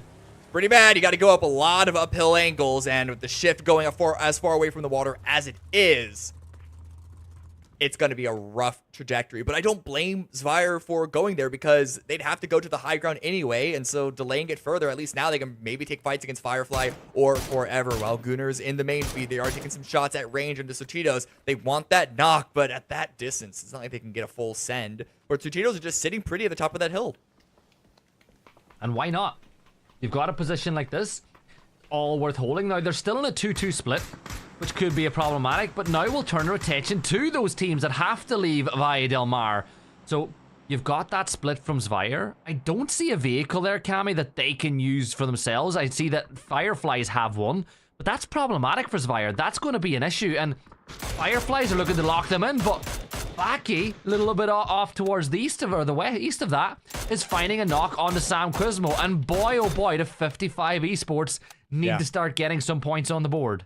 Yeah, it doesn't look like they're going to be able to get the revive, or sorry, they're going to get the kill as the revive is coming in by Sam Quizmo. They're going to continue to rotate down south, but that knock could funnel, the pressure from 55 could funnel them even further into Valdemar, into Zvire, into Firefly, but Clazera is starting the fight here. First knock, pushing into the long building. That's the Panzer dealt with. That's the entry player gone for Fireflies, and that gives Zvire... But more, yeah, exactly. You see the Panzer, you pick it up. That's now your entry weapon as you push up the stairs. It is perfectly fine getting a 1-for-1 trade indoors with the Panzer because you've dealt with the problem at hand. One player is still upstairs. You see Panadorito gets the knock onto Frost, making things even worse for Fireflies in this situation. The Panzer's fired, but it ain't fired into the right room at all. Gunners eliminated. Tiltdown actually picking up those points, Kami. But I feel like that's a waste of the... Well, is it a waste because he knows that room's clear? You've got to go for a blind throw. It's like having a grenade, hoping that the splash damage grabs it, and it's not unreasonable to assume that Andrew was going to be in that bathroom in the actual tub itself. So I really don't mind it at all. He can swap back to a different weapon. Now they're just going to bombard it further with more utility, more grenades, even a Molotov. Andrew's not getting upset, and that's a big problem because Zvire needed to push further towards the north. The revive on Frost did come through, and Sam Quizmo are also lying in wait just beyond. So instead, Rybo might just be taking the vehicle, stealing the Murado, heading out away, but that's going to give Andrew the opportunity to go for a spray. Rybo hops right back out to answer back, but it does not matter. Kalinix and Ferribero go down to the threats to the north. Oh, that was so sad for Zvire. That was like, it was like, you get a kill, you get a kill. Every team around here gets a point off of Zvire. 55 Esports now, they turn their attention to Sam Quizmo, but the blue zone will find one. Sam Quizmo eliminated in 13th as 55. They get 4 kills, but 2 players are down, and Fireflies are moving their way up. Certitos with an eye on what's going on. Empire just to the north of that. They're looking at the other members of Certitos as potential targets for points. However, they've got to be careful. And as I say that, Benya will get the knock onto Valiant and Empire. They have 2 players up, and that res ain't gonna happen because he's way off in the middle of nowhere. Ribo's alive. Has a good angle to take this. Oh, never mind. Can't even really get the tension building. A good grenade by Nubsky takes Ribo and the rest of Spire down. 11 teams still standing. And Firefly, top of Frost, they've made their way towards Trisk's building. Bumped out by their own blue zone grenade. Question is now you've cleared the space. Trisk is the last player alive for 55. The footsteps are there. He knows that the 2 members of Fireflies are on this one position. So if they play closely together, one of 2 things are going to happen. A, they're going to trade each other off, or B, Trisk is going to get an incredible flick with the Scar and be able to take the 2 of them down with a spray transfer. Either way, the loser of the winner of this fight will likely be met by Sortitos. He doesn't even get the chance to get one Kama. Yappa is going to shut him down here and there, and this is where I'd like to see Sortitos get aggressive, but I feel like they're playing a bit passive because it's more their game plan, more their style. Well, it's also, you don't want to be giving up such a strong position. You can look at angles downhill, but you don't want to be completely running down and sort of eliminating your own high ground advantage. Great spray from Jiro Ways onto Bliss. Stolen by LFP, but the rest of Dots, they are trying to make their way up the hill into Wuju 2. This is the only play that they saw ahead of themselves. They had to go for the Hail Mary, but that is just ended up feeding kills towards Wuju 2. Speaking of a team that need the points, they are one as well. They're up to 4 kills now as Toyo look to deal with potentially dangerous in the north. These are the 2 teams that are top of the leaderboard. I'd say 3 of the top 4 teams are all South American right now, with Dots being the only team in the middle breaking that up. However, they are down and out of this map. The other 3 teams are still alive and kicking. 9-1 though. Outlaws get the knock on to Slabby, and that might just give Toyo a little bit more ground to work with because they're on the edge of the blue. Phase 5, it don't tickle anymore. No. Massive damage now. And the long uphill climb is, well, it's on the cards for a bunch of these different teams. Outlaws now, they've made their way into the zone. They have some cover. They have all 4 up. But unless they get a hard shift their way, which is incredibly unlikely, they're going to have to cross that road. It could be worse for them, but Wuju 2 now are the teams sitting in the center, and Outlaws, they're going to be locked in by that. But a big fight happening on the east side now. Sortito and Toyo. Good high ground cover by Capitan, but NCLS, how is he still up? How is he still standing? Pippa's actually the one to go down with the Molotov by this player. Look at this, Capitan's getting flanked by potentially dangerous as they see the window of opportunity for them to close the gap. Adam is like, don't mind me, I'm just watching. Capitan will get knocked. Now Toyo are in a world of pain. They're surrounded on all sides as Capitan will get dealt with. Benya is on the outside. Adam is just praying no attention is drawn this way. Pipa has been flushed now as well. Toyo with 2 players up. NCLS, and it's going to be potentially dangerous getting the off angle onto Slabby now, and Sortito spawning out Robert. This is an absolute smorgasbord of color and teams on the side as Benya will find a knock of his own, and now Adam decides to step up into the fray, and he's going to get a knock of his own. He almost gets the second, but the placement point window is now open. 8 teams left alive, Cammy, and it might just be about to fall to 7 as Gabri is just taking shots, and somehow Fireflies get behind the rock, and they might just get this res off. Barely. They're crawling into this game. They're still alive, Fireflies. I'm shocked. And Wuju 2, they've gotten approached by Outlaws. We were watching the fight on the east side. I don't know how Outlaws was able to make it so far, so comfortably this way. They even have all 4 members left standing. They must have gotten some really strong knocks onto Wuju 2 because we just saw Revive get pulled in. Now the Dragon team, they are pulling away. They're going to concede that low ground position because if they commit too heavily, they could easily get pushed by another team on the east side. Potentially dangerous. They're looking for fights any which way, any direction, and it could easily draw their attention towards the west. Emmy inside the blue, phase 6. You can see he's trying to win the race against the med kit, but the blue will always win in a situation like this. Fireflies, they got their 2 players back on up, and well, shots will occur, but I feel like that will be the end for Toyo. You should see that name pop up in the kill feed pretty soon. But Wuju 2, the up-and-comers in game number 5 of the night, they're getting pushed now by the Outlaws, and the terrain works in their favor. Eventually Dangerous still moving towards the west, getting away from the blue. Fireflies, it's not going to be so easy for them. We're even taking each other out of this. Okay, that's not a point denial. Going for the instant revive, but honestly at this point, that's not going to give you much. Runs away. Fireflies get eliminated. Top 6 standing. Emmy down to the blue as well. 5 points. He did well to get that extra placement out of that game in the end. Now potentially Dangerous with 3 players up are looking to repeat what happened on day 1 of LCQs last year as they climb the table.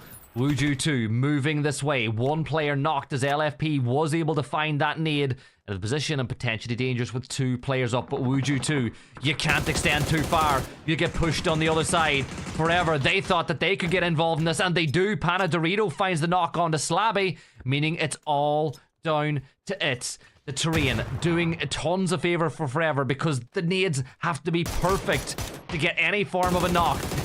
He's not going to be perfect though. He steps up. Scooby will find that knock, and it's a 4-team brawl now. 4v4 v 4v2, and Wuju 2 still alive and kicking. Cammy, is this where their LCQs kick off in earnest? 5 kills for Wuju 2. 4 left standing, and they are still. They're not in the best position anymore, actually. With all that eastern space cleared, and Forever, especially with all 4 up, they are now going to be in control of this game. Slump, I like this flank down towards the south, looking for an angle. The terrain is not favorable to getting a lot of information, but it is at the very least going to block anyone from doing a counterclockwise southward wrap. Instead, Wuju 2 and Outlaws stuck in with each other. Sneak Attack has a good shield to block some angles from the east, but is still continuing to look back that way, waiting for someone to peek him. I think he might have seen someone, so off the roof he goes. Yeah, Sneak, I think he got really lucky with the timing of that peek on the other side. Well, you make your own luck, I suppose, but he would have been a sitting duck for Forever if he had have stayed. Razav now, they're making their send inside the circle directly towards Scooby, but Scooby ain't able to pick up any snacks with that one. Laucha throwing the stun grenade over towards 9-1 as all of a sudden the Outlaws have another problem to deal with. Sneak Attack steps and gets that knock onto your ways as Outlaws are going to lose 1, make that 2. Gump will fall, but as we said it, Nobski is able to find that one. Every single team is fighting with each other now as we get towards the end, but as you said, Forever, they're the best placed one of the lot. 9-1 will go down, the Outlaws are eliminated, and it's a 4v3v2. Now aggressive. How aggressive do you want to be Forever? That knock might just put the brakes on, but as it stands, Wuju 2 looking to get back up to a 3. Should be an easy revive to follow through on. Neither Razav or Wuju 2 are in a position to continue that fight against Forever and get that kill. The full team wipe now. They're locked in with each other still. It's going to be Forever with the most of the third-party action available to them. Though I do see Wuju 2 sending out a couple of feelers to the north. And if Nubsky goes down, that could completely change the game state. But with the prone, I wonder if some information was spotted on this push! Sneak Attack was able to find that first knock. A blind spot capitalized by Wuju 2, and they're going to push for more. Molly was shot in the midst of all that too. Did you see that, Cammy, as it was soared through the sky? Now another peek on the side. Scooby in a world of trouble. Wuju 2 with 9 looking to make an attempt. But Fana, you're running directly towards a nade. Or at least it looked like he was running directly towards a nade, Cammy, as he falls back that little bit more. Dips into the smoke. And look at Razav. They're getting active. They're pushing up from the south over on the east side of the circle. They've realized that they can backstab Forever and get even more placement points and points out of this game.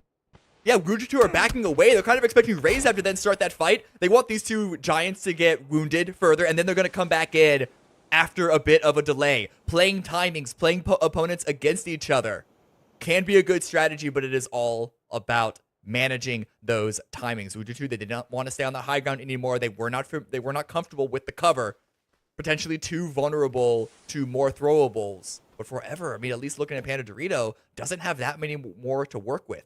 Regardless, that fight, they got the kill. Wuju2, they backed away, and now we've reset into a different status quo. About 10 seconds left until phase 9, but we all know where that is going to go. It's going to be just to the left of where Fisher is currently standing.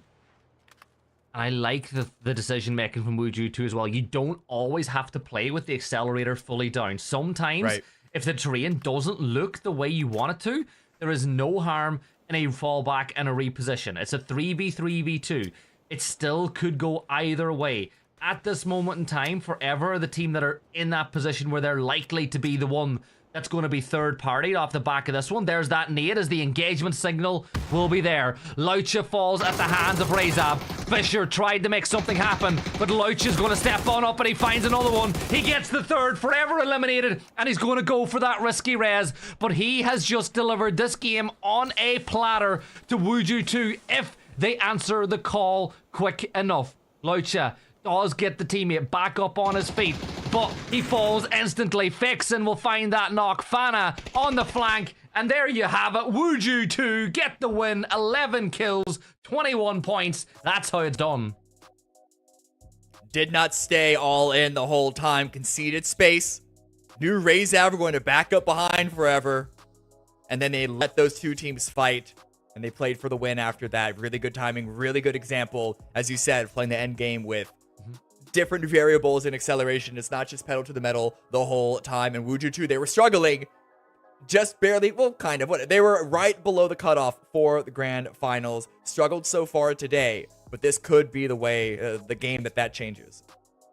And we can give Wuju2 tons of flowers, but you gotta turn so much attention to Razab as well with how they played that. They backfilled it. They realized that they played on that east.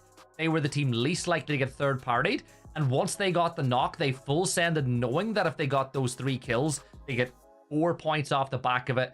Really well played and really good aggressive decision making from a team that's a little further down the leaderboard. Right. Well, we got one game left. There's going to be one more Miramar to finish the day. Going to go to highlights. And we are going to go to game number 6 in just a couple of minutes.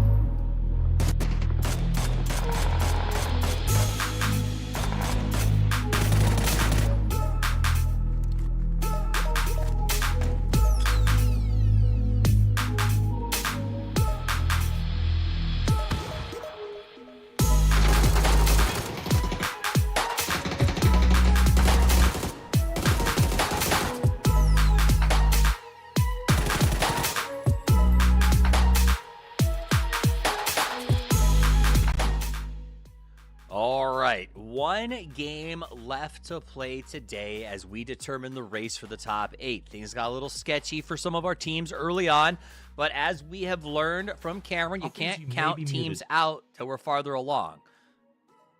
You know, I wanted to see if you guys could guess what I said. So the folks at home heard everything. I just left myself muted to these gentlemen here. So, Cameron, if you had to guess what I said for my intro, what would you guess it was? Oh, Herbiter, good evening, good afternoon, good noon, ladies and gentlemen. Here we are playing some more PUBG at PAS. Play more PUBG. Can I guess? Yes, can I guess? Can. Yes, please. He takes the stick. He massages the stick gently. He seasons with some nice salt and pepper. And then yes, okay. So you got to my next question, which was, gentlemen, if you, what's your favorite cut of steak? Chuck. Really? Yeah. Like ground, or you grill a chuck? No, you don't grill it. You didn't ask me how I cooked it. You gotta reverse sear that, but it's a nice beefy flavor without too much fat, as long as you low and slow in the oven. It's fantastic. Chimichurri on top, delicious. All right, Gibson. I like a really good fillet of steak. That's what I'm a fan of. You know, I like it soft. I like it juicy. You're making me hungry, and it's like stupid o'clock in Ireland. I can't even get food. Toffees, why are you doing this to me? Hey, it's not me. They brought up steak, and I'm a retired rancher. I could not say no to that. All right, let's talk. Let's get a look at the leaderboard now that it's up here. The game was cool. It was good to see Wuju2 make a big move, Cameron. Yeah. That's a team that you guys at the start said I expect them to pass no problem. Seeing them going into this one, I think at 10 points was a little bit shocking. They did get a good spot, though, and the circle kept dancing towards them. Does this sign of life tell you, hey, they're back on track, or can I still chalk this up as they got a little lucky on this one? I should worry. They definitely got lucky in this game, but again, it's all about winning the games that you're supposed to win. And I do think that as much as I try personally to resist going into the confidence booster angle, I think for a team like Wuju2 and how they struggled so far to this point, hopefully this will make them confident going into the last match that is going to get potentially reset going into the second day. But if they follow up with an even greater game, they're currently in 5th right now. If they can get higher, just because of how much Toyo has done, one good game jumps you from like 13th place to 5th. It's crazy, right? But if they can get more confident in the top 8 position, then we could see a totally different Wuju2 tomorrow. It'll be interesting to watch those teams continue to go towards the top. Let's look at the bottom of the board for a second. I'll be honest, a lot of the teams that are on the bottom, Gibson, are made up of rosters that a lot of people won't recognize at this point. They're new and up and coming. They're a little bit lower key. There are some exceptions to that. And for me, the number one exception is Duel. This is a team made up of a really good group of players. 9 points in 5 games is a travesty. I think it's the perfect example of how the game's not played on paper, it's played on the server. Like on paper, these are 4 really good players. However, in the server, it's not coming together. And it's like that golf thing I was talking about earlier, and you were like kind of asking, about how that analogy works. Well, in a round of golf, you can think you're doing everything right? Everything right. Maybe. But it doesn't work your way. You're up against so many other players. They're doing the best they can. And sometimes the best you do is just not good enough. See, but that's my beef here with the metaphor, if I will wax philosophical with you for a moment, is in golf, if you're doing the best, if you're doing everything perfectly, yeah, there's maybe some wind that comes into play, but the perfect game theoretically wins, right? If you play the perfect game, every strike is accurate, every angle is planned, every club is chosen correctly, you should at least be top 5, right? Probably win the tournament because everybody makes mistakes. The perfect game wins the tournament. The problem I have with that metaphor is in PUBG, the perfect game can get pooped on, right? Because the circles slide away, things don't work out. You brought up the idea that there are teams like the Gooners that'll just walk in and absolutely ruin your day. And so I think that's where, for me, that metaphor, I struggle with a little bit. I get what you're saying, though, because it does come down to the other players and how well they prepare and how well they know the game can also have a massive impact on you in here. I get where you were going with that. No. So the thing that I would follow up and why that parallel does kind of break down and why that response it's different. Like PUBG and golf are different games, right? If you make a bad, I don't play golf, but if you make a bad hit in golf, it's a bad hit and you get that 1 extra point onto your board, right? If you make a bad play or a play falls apart in PUBG, you can still outplay your opponents to get something out of it. You don't have salvage possibilities in golf. PUBG is honestly more about how well you can salvage rather than how well you can play the perfect game. And so that's where I think the difference is, and where we see the best teams come out on top is not about getting the wins. Sure, 21 kill wins, we love to see those, and the best teams need to be able to follow through on that when the time is right. But more so than not, the best teams are decided by backs against the wall, 2 or 3 of your teammates are down and out. Can you get 2 or 3 kills on top to really make the difference in the long run in a best of 12, best of 18 series? Yeah, I mean, I'm not to give too, the metaphor I think works. I didn't mean for both of us to turn against you, Gibson. But I do think there is a validity to pointing out that sometimes this is not one of those magical games where if you're perfect, you can win, right? And in the same way that sort of like you also have to deal, it's like game 7 of like an NBA series because everyone's limping, everyone's sore, everyone's broken. Teams are having to win with 3. To me, that's what makes PUBG magical. Also, and I'll go on a bit of a soapbox because it's Miramar and it's going to start slow. I think there's also that side of, people jump in here. This is LCQ. There's a thing of like, well, there's some bad decisions being made. There's some lack of quality in some of these teams. First off, Thank goodness, because that means that people are getting better, right? Like, I need to see teams that are fighting to improve, because that means the future of PUBG is intact if people are out there on the grind. 2, I challenge you to go to any 1v1 esport or like a 5v5, right, where 2 teams play each other, and go 32 teams down that depth chart in their region and expect to see perfect plays every single time, right? Like, that's why our top 10 are our top 10 in the world. And so I think that's when you watch LCQ, for me, it's fun, it's refreshing, because you get stuff like this. Oh! Go! Yeah. With the mutant! Right. Behave yourself, Gump. Behave yourself. That's wrong. And yeah, before you were so rudely interrupted there, Toppies, by Gump and his play. Like, did he not realize we were talking there? But I think you're bang on. But you have to remember, right? All these teams have completely different expectations. Yeah, let's look at that again. Bang, bang, bang. There you go. Good night, Irene. But Was that remember, for some of these teams through the window of the other Jeep? Maybe. But yeah, Toffees, like you were saying, not every team's expectations are the same. Like, for some of these teams, just getting to groups last week was a win. For them, they're celebrating so hard once they made it through to groups. Whereas for Falcons, it's like, we're winning this whole event. Every team will say we're trying to win, but that's not always the case. Well, and here's what kills me, okay? Like, and this is just, I've noticed in sports. It's sports across the board, but esports specifically.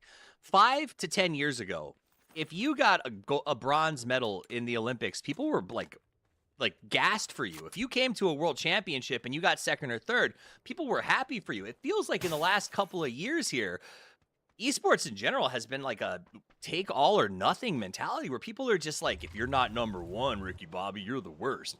But I think that there's something to be said for, like, really giving respect to these teams that come out here, put it on the line, and maybe they don't have the best day, but they learn from it. They get better, they get stronger. I just wish we gave more love to those grinders. You know what I'm saying? But it is what it is. I'm sure we give plenty out there. I hate when we're at PGC and a team finishes second or third and they beat themselves up for an entire year.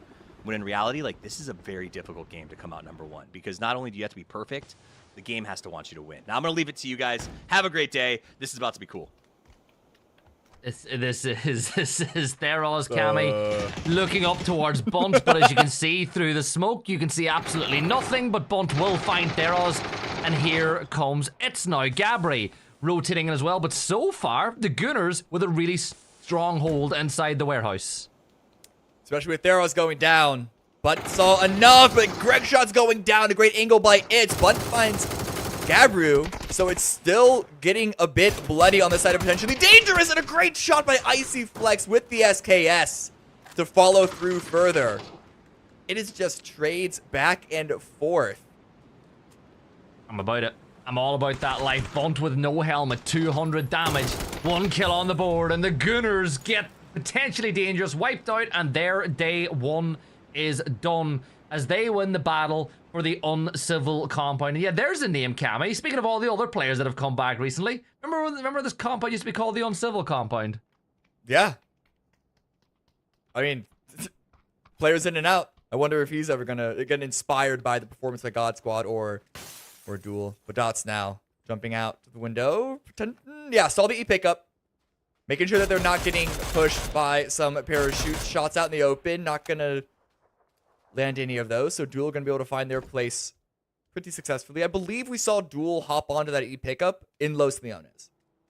Yeah. And with a cross from Los Leones through Cantera over to the north, I understand why an E pickup was called in, and I hope they can find a vehicle or two, which they should be able to, because that northern side is just so open and free. Yeah. And it's the right decision, because the flight path tells them that going further towards the northwest will do them a lot of favors as well. Capitan will rotate right past Fireflies as Toyo, who are having a great day so far, making their way inside the circle now. They'll rotate past Los Leones here as well. 3 players up on top of the hill. Sandstorm making its way through as well. But Cammy, Toyo, have they shown you enough today so far to tell you that they are in that mix with the likes of Working in Silence and El Proyecto, who I guess, you can't argue with El Proyecto based on performance of those players last year, are the top dogs in South America? Have Toyo shown that it was just a fluke last weekend, and this is the real version of them. No, well, no, because the top dogs aren't in this lobby. So they've shown me that they look a lot more like the team that I expected them to be coming in at 67 points right now. I mean, they've matched already what Wuju 2 and Zvire had at the end of their entire group stage. So they're in the top 8. They're in the grand finals. But now when we're throwing those top dogs that had already qualified back in with them, then the follow-up test is. So groups might have been a bit of a stumble for them. But 67 points in 5 and last chance qualifier is not enough for me to say that they are at the top of the top. Yeah. Doesn't that, first of all, I love the choice of the side on the ACOG there, but doesn't that muzzle break look hilarious on the Mini 14? Like, it's just so large. DNL, oh my lord. Savage has been deleted, and Sam Crismo, they're too far away to do anything about it. Toyo doing damage onto Yappa as well. Frost has been felled, but they would like to... Uh-oh, Lopez, you didn't know about Trimble just hiding in the corner. And it's points like that that could be the difference for a team like Tiltown trying to get into the top 8s. Yeah, I'm not quite sure why you'd want to give up your position on Hollywood Sign for any reason, especially in a circle like this. A bit of an unforced error to drop down, whether or not there was a player hiding to shoot you in the back. I mean, maybe they were just so thirsty to try and get Tilt Town or forever or whoever it was. I honestly don't know. I'm really struggling to wrap my mind around why Sam Crismo would choose that. But DNL has another angle. The revive did come through on the Tilt Town, but there's a lot of bogeys surrounding Sam Crismo. I worry about them being able to hold on, especially now with one of those players already eliminated. They might be spread a bit too thin. Yeah, they might be, but remember, 1 or 2 knocks can turn it around, but it is like, I'm surprised by how many teams are around them for how early on this is in the game. We're not even through phase 1 yet, and they have got, as you said, bogeys, tangos on all sides. But I want to go back to that Trimble kill. Speaking about surrounded on all sides, what does it even matter, Cammy? They're dealing with all the problems that they're dealing with. They got the kill on the Trimble. They've taken down 2 members of Forever. They're dealing with all the issues they have at hand, and they got the kill back after losing a player dropping down from the sign. It's just wacky. Like, it's just Game 6. Yeah, game 6, I guess, but it's not even the end of the event. There's still so much to play for all the teams on the bottom half. Look at how far away 3rd place is from 11th. It's really not that far. Everything can completely turn on its head now, but Savage goes down, gets killed by Zvire, who are pulling into the mix. Zvire is the one team. I know Toffee's asked you this. What players are the ones that you're most excited for coming up? It's Zvire that has them. Hauzera and Gilvana for me. And I'm surprised that they are in the bottom half. They barely were on the bubble for the top 8 coming out of groups. But they're currently in 10th here at last chance qualifier. I expected better, but let's see if they can't turn this on. Sam Crow is still trying to deal massive damage onto Tilt Town. Had to pull away from that position because it was quite vulnerable for them as well. But they've just been losing players, and now Doobie gets confirmed by Sam. That's a good point though for Sam Crismo again. Like, you think about the scenario they're in. It's around on all sides. They've got 4 kills, and now they're demobilizing what's left of Tilt Town inside the circle. We're about 10 seconds away from that zone closing as Outlaws will see their final member move in, and Wuju 2 moving into the north side of the zone are going to be like, hey guys, what's going on? This is all free real estate. Kami, zone shift, and it kind of donuts up, and I think Wuju 2 are going to be pretty happy with that shift as well. Yeah, it gives them nice little access coming in from the north around water treatment area. It's a bit of a nudge to the north. It's not exactly dead center, and there's a lot of open fields around Duel's position, around Dot's position. And the open road in the center of it all could act similar to how rivers do sometimes, but Firefly able to separate themselves, or at least 3 of their members, away from Toyo. They were getting harassed by the lobby leaders. And Joppa is just sending it into a position. Spots the glider in the sky. Gonna throw some shots that way, but mostly it's just waiting for the rest of the team to follow up and take this position south of Hacienda. Is there anything in this world, other than trying to shoot a glider with a shotgun, harder than trying to shoot it with an SKS? Like, 3 to 5 business days, and it's a weekend. Those bullets are not arriving. That nade towards DNL doesn't quite do the trick, but Sam Crismo, they're going to just move in onto Tilt Town. They know they've done the damage onto this roster already. They're going to throw loads at a problem, but Zero will zero right on him with DNL, and all of a sudden, right, I don't like this. I'm going to be honest, don't like to see players leaving the lobby whenever you got a player still up on the last map of the day. Not a fan of that, Cammy.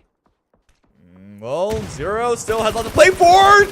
Catches the cross, but that fabric is made of steel. Nick spots and called the rotate, called the swing around, pre-fired the push, and Zero goes down. God, like what? How much starch did they use to clean that sheet? Honestly, lots. You guys, Yeah. I was going to say a brand name, but I was like, oh yeah, we're on a broadcast. I can't say a brand name here because then I have to say other brands are available. But yeah, they're doing the job. They've got themselves out of a really sticky situation. They've got plenty of kills on the board, and they can focus now. They've bought themselves a little bit of space to work with. Not a lot, but it's something. Cammy, Rezav, they made a big play. They're up to 23 points now after that last map. They're very close to that cutoff, and they've got 4 players up. They're like, there's something there. Like, you see them do something, you're like, that's really good. But I still feel like they're kind of finding their feet in this lobby. Yeah, well, a lot of teams are. And that level of chaos could make things a bit difficult to manage if you're also trying to find your own way. Empire, 0 kills for them. They're in a decent spot in the circle, south of the fields that take up the central position. And I mean, this spot, we've seen multiple games over the history of Miramar of this specific compound getting fed. I don't know if Empire are banking on that, but it is something to keep in the back of your mind that could allow Empire a way to jump up even higher on the leaderboard. Okay, I've seen some mortars in the distance so far today. Jeppa now, first-person perspective of lining this one up. Let's see if this one lands. I think Toyo's position, which is what he's aiming for, is very vulnerable. Yeah, come on, give us that view. Give us that view. Come on, let's see where it lands. Toyo could be in trouble with this mortar. Oh! He gets it right on top of Emmy. Chamber another one. Go again. Go, go, go. Capitan is... He's on the move. He's like, no, this ain't going to happen twice. And the second one does land. But, you know what? Accuracy. Emmy was obliterated. Oh, here comes more. The thing is, in my opinion, mortars are best thrown like 3 or 4 at a time. But here's a push. Gooners are on the push while mortars are still falling down. Thankfully, they're hitting the top of these silos. And Emmy does get revived. Oh, my Capitan. This is so scary. Honestly, it's so close. And those Gunner nades hit the side of the fence as well. And just about got them out of dodge. Gunner will take the compound just by the section, as Empire would have loved to have grabbed it, but they're going to be forced now to rotate further north, as Wuju 2 are really happy with that shift. Everybody north. Outlaws on the other side of the circle. They're rotating up the northwest. They've got loads of free real estate to work with. The south is where it's all happening right now, and I think teams like Empire, Gunners, all these teams that are rotating straight away are making a really smart investment into the rest of this game.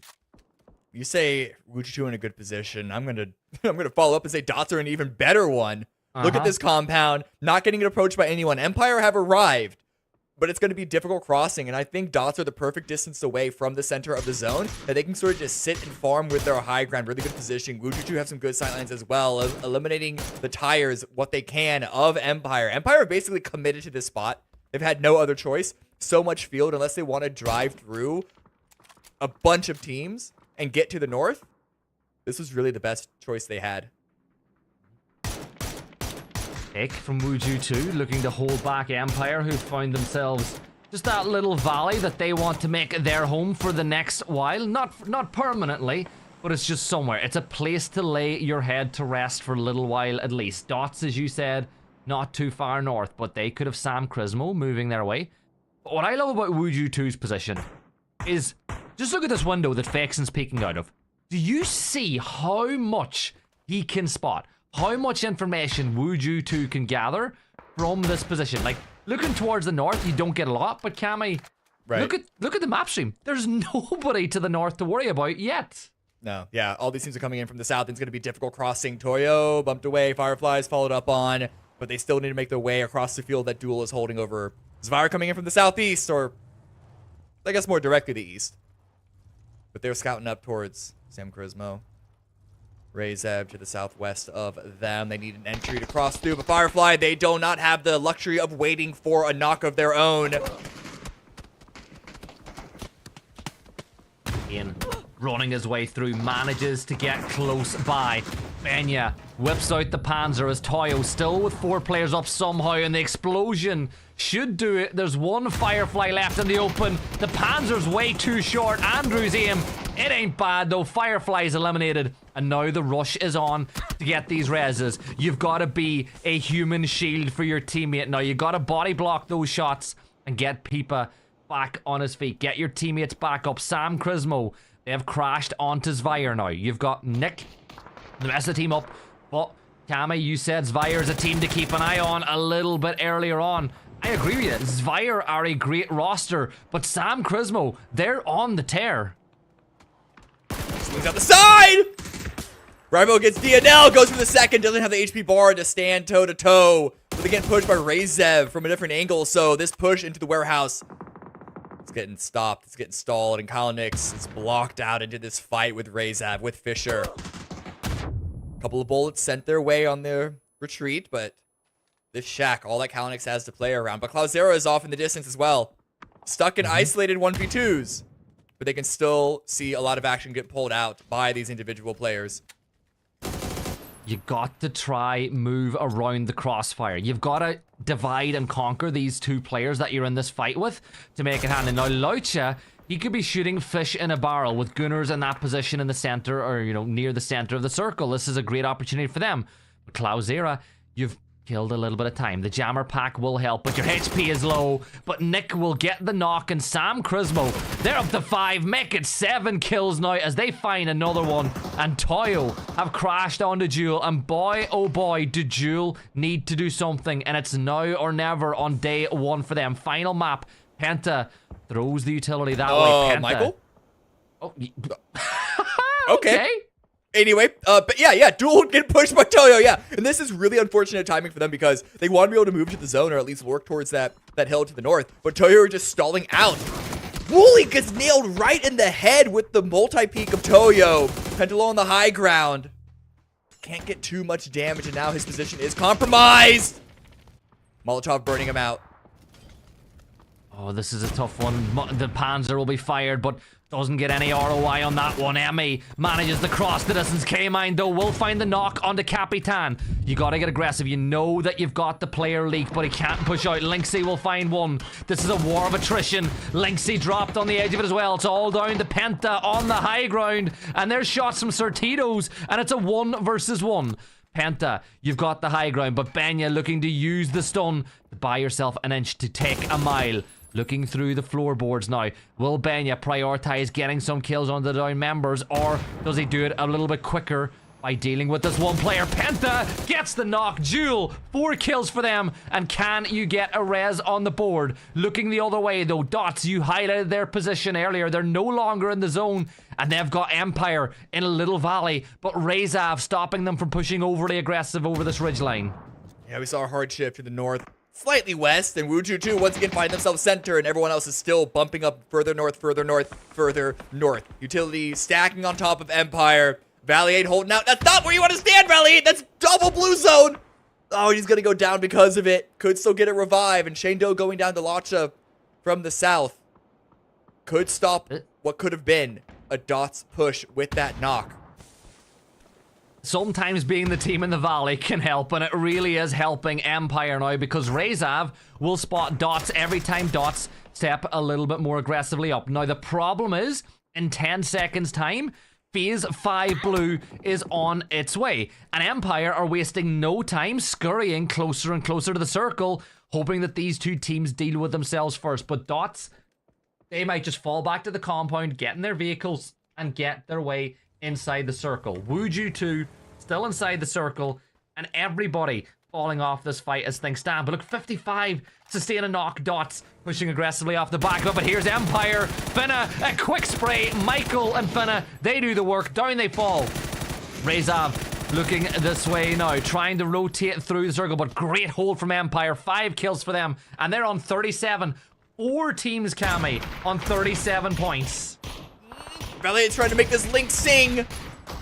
Can't quite nail the shots on the rotating vehicles, but they want to get the damage. This might be the last opportunity that Empire have to get points this game, because the run from that valley into the open field is going to be hell. Dots now.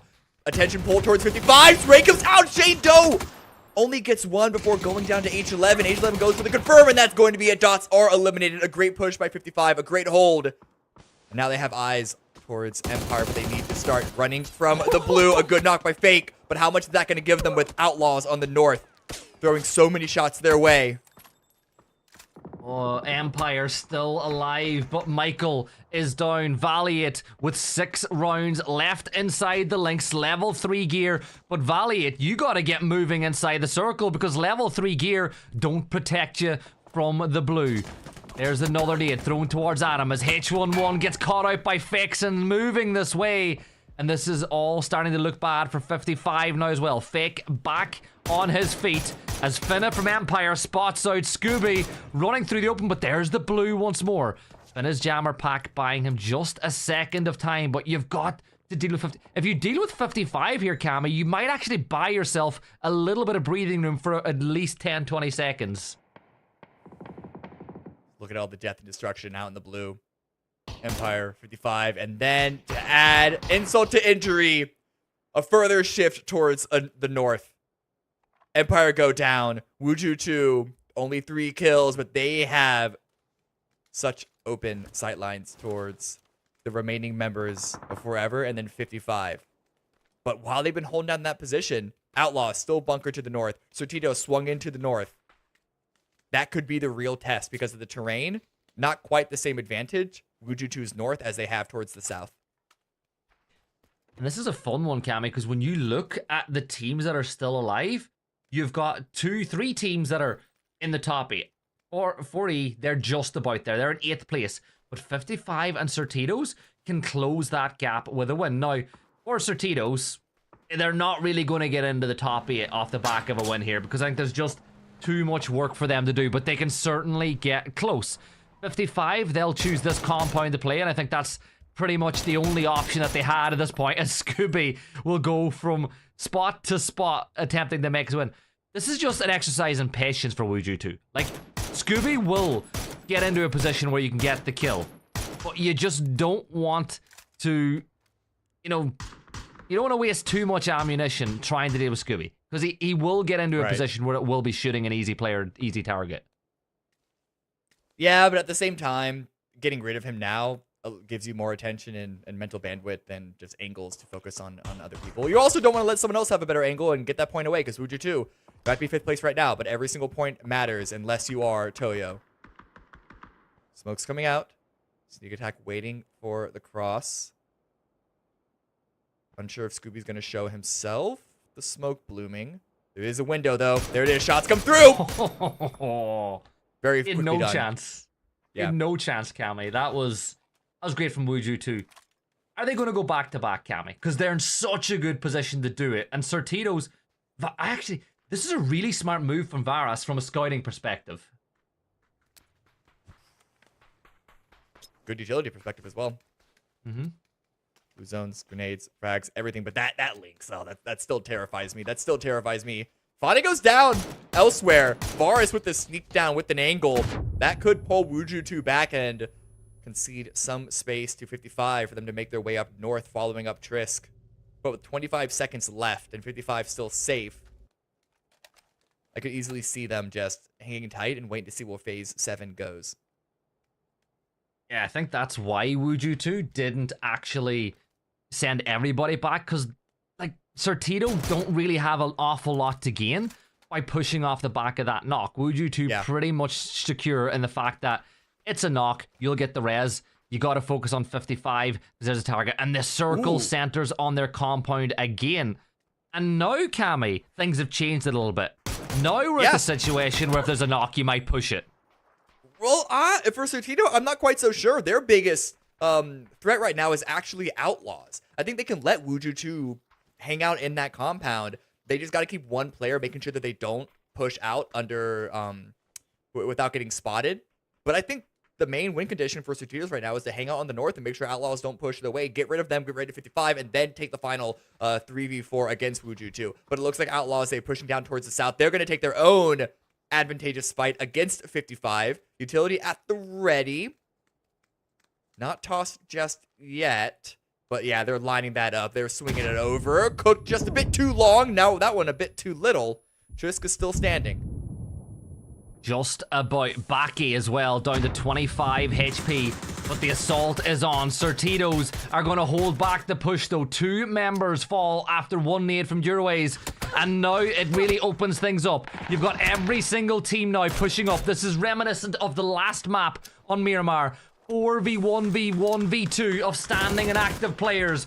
Certitos all down to Ali.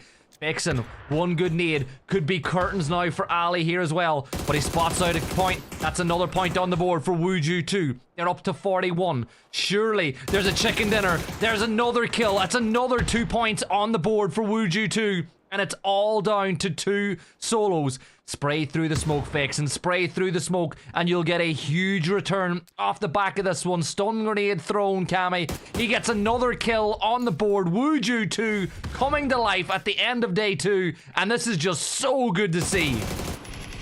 Gets the kill on Duraways and gets the kill on Trisk. Wuju 2 with the win at the end, and they jump themselves up from all the way to 2nd place. It was 5th, now it's 2nd. They're looking really, really hot right now. And I have to say it, I think Certitos made a mistake. They didn't just hold the high ground. They pushed all the way to the east. They got too greedy, and that gave Wuju 2 the opening to leave their compound and then backfill over all of that and clean up and get all of those kills that they did. Wuju 2, that still was what they were going to do eventually, but they saw the time and they went for it. So a great finish to the start of what looked to be another struggling day, but hey, it's how you end. That's the important part. Yeah, they're in a phenomenal position now going into tomorrow. Really good for them, but I gotta agree, Certitos bit off more than they can chew. I can't blame them because they need the points, but sometimes patience is the answer. We're going to throw it into a quick... we're going to bring up the highlights for you guys to watch, and then when we come back, we'll have toffees and potentially a little interview. We'll be back in a sec.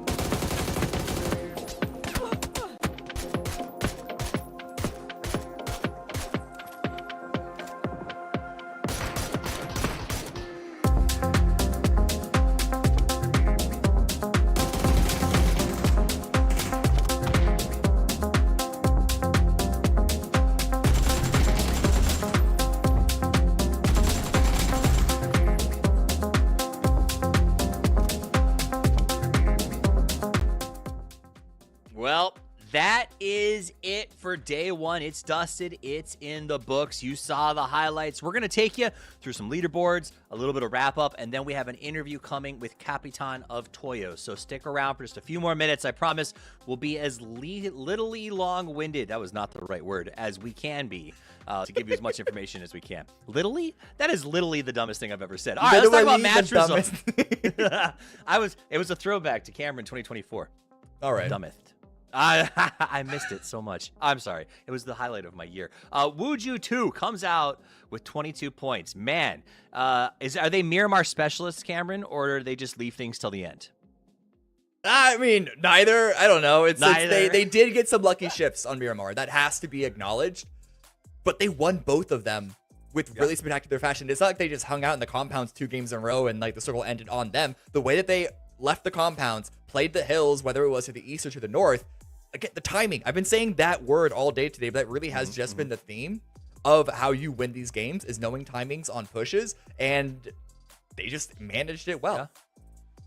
I mean, Makes sense. The entire day has been about timings, whether it's on pushes, whether it's on rotations, whether it's on steak cooking. That's really what we have been focused on. And I think, Gibson, this is good news. 53 points for Wuju 2 means that any team on the leaderboard can say, hey, there's a chance tomorrow, because they just did it.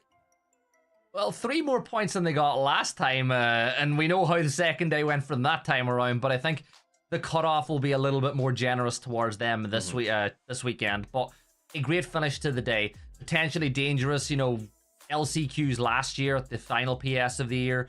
They found themselves in a top 3 situation. They'll not hope to repeat history and not make the grand finals. But it's when you start moving down towards, 7th, 8th and below, all those teams are within touching distance of each other.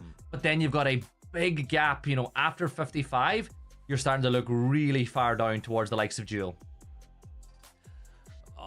Yeah, I think it's going to be, I think my 40 to 50, I think might be maybe a little short if we see Gooners continue to play, pick it back up on the back half of the day. There's a couple of teams who are still in the hunt.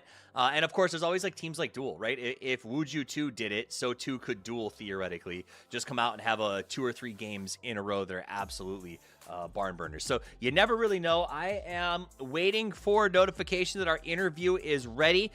Just so that you guys know, again, it is Capitan from Toyo. So get those questions ready. Let's get him on here to ask him the important questions, the things that everybody is dying to know. Ladies and gentlemen, Capitan from Toyo is going to be joining us. Oh gosh. Hey, welcome, my friend. How are you doing? You got to feel pretty good after day 1. Yeah, I'm pretty good today. Yes. All right. So I asked chat for the most important question to ask you, and they want to know, what is your favorite cut of steak and how do you like it cooked?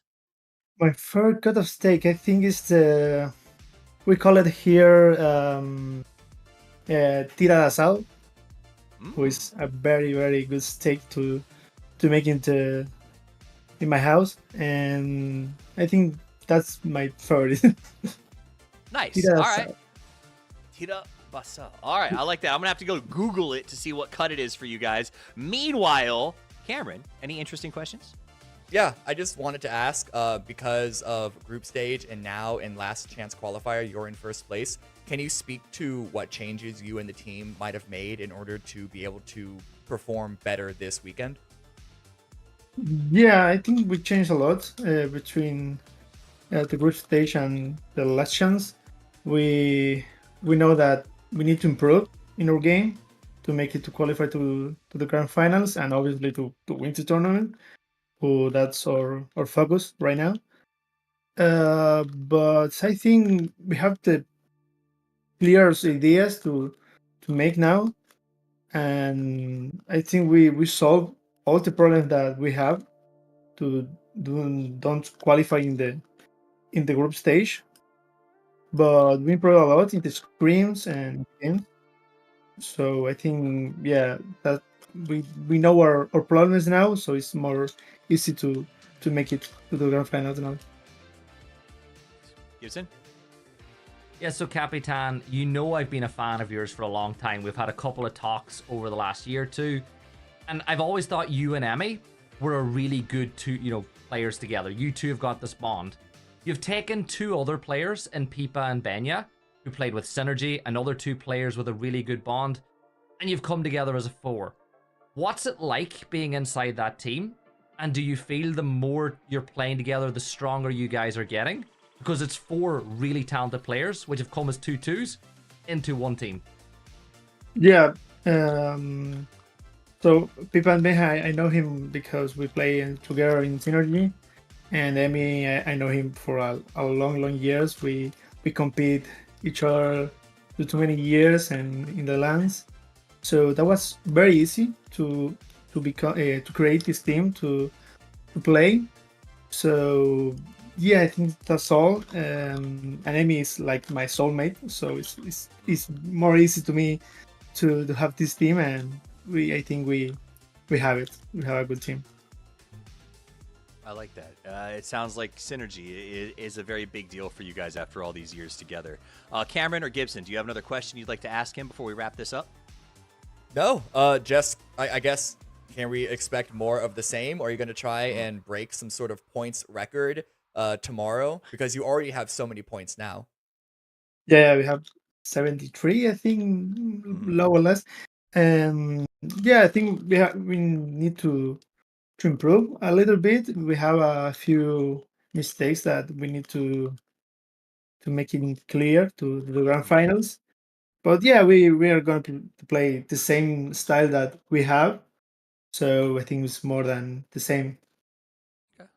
So I want to end this. I've been wanting to get to know the players a little better this year. So I want to ask you, when you finish a day like this, an intense day of play, you know you have another one tomorrow, what do you do to relax, reset? How do you get your mental handled to be ready to play tomorrow? Do you have any special things you do? Any practices? Oh, West Burgers. Only eat.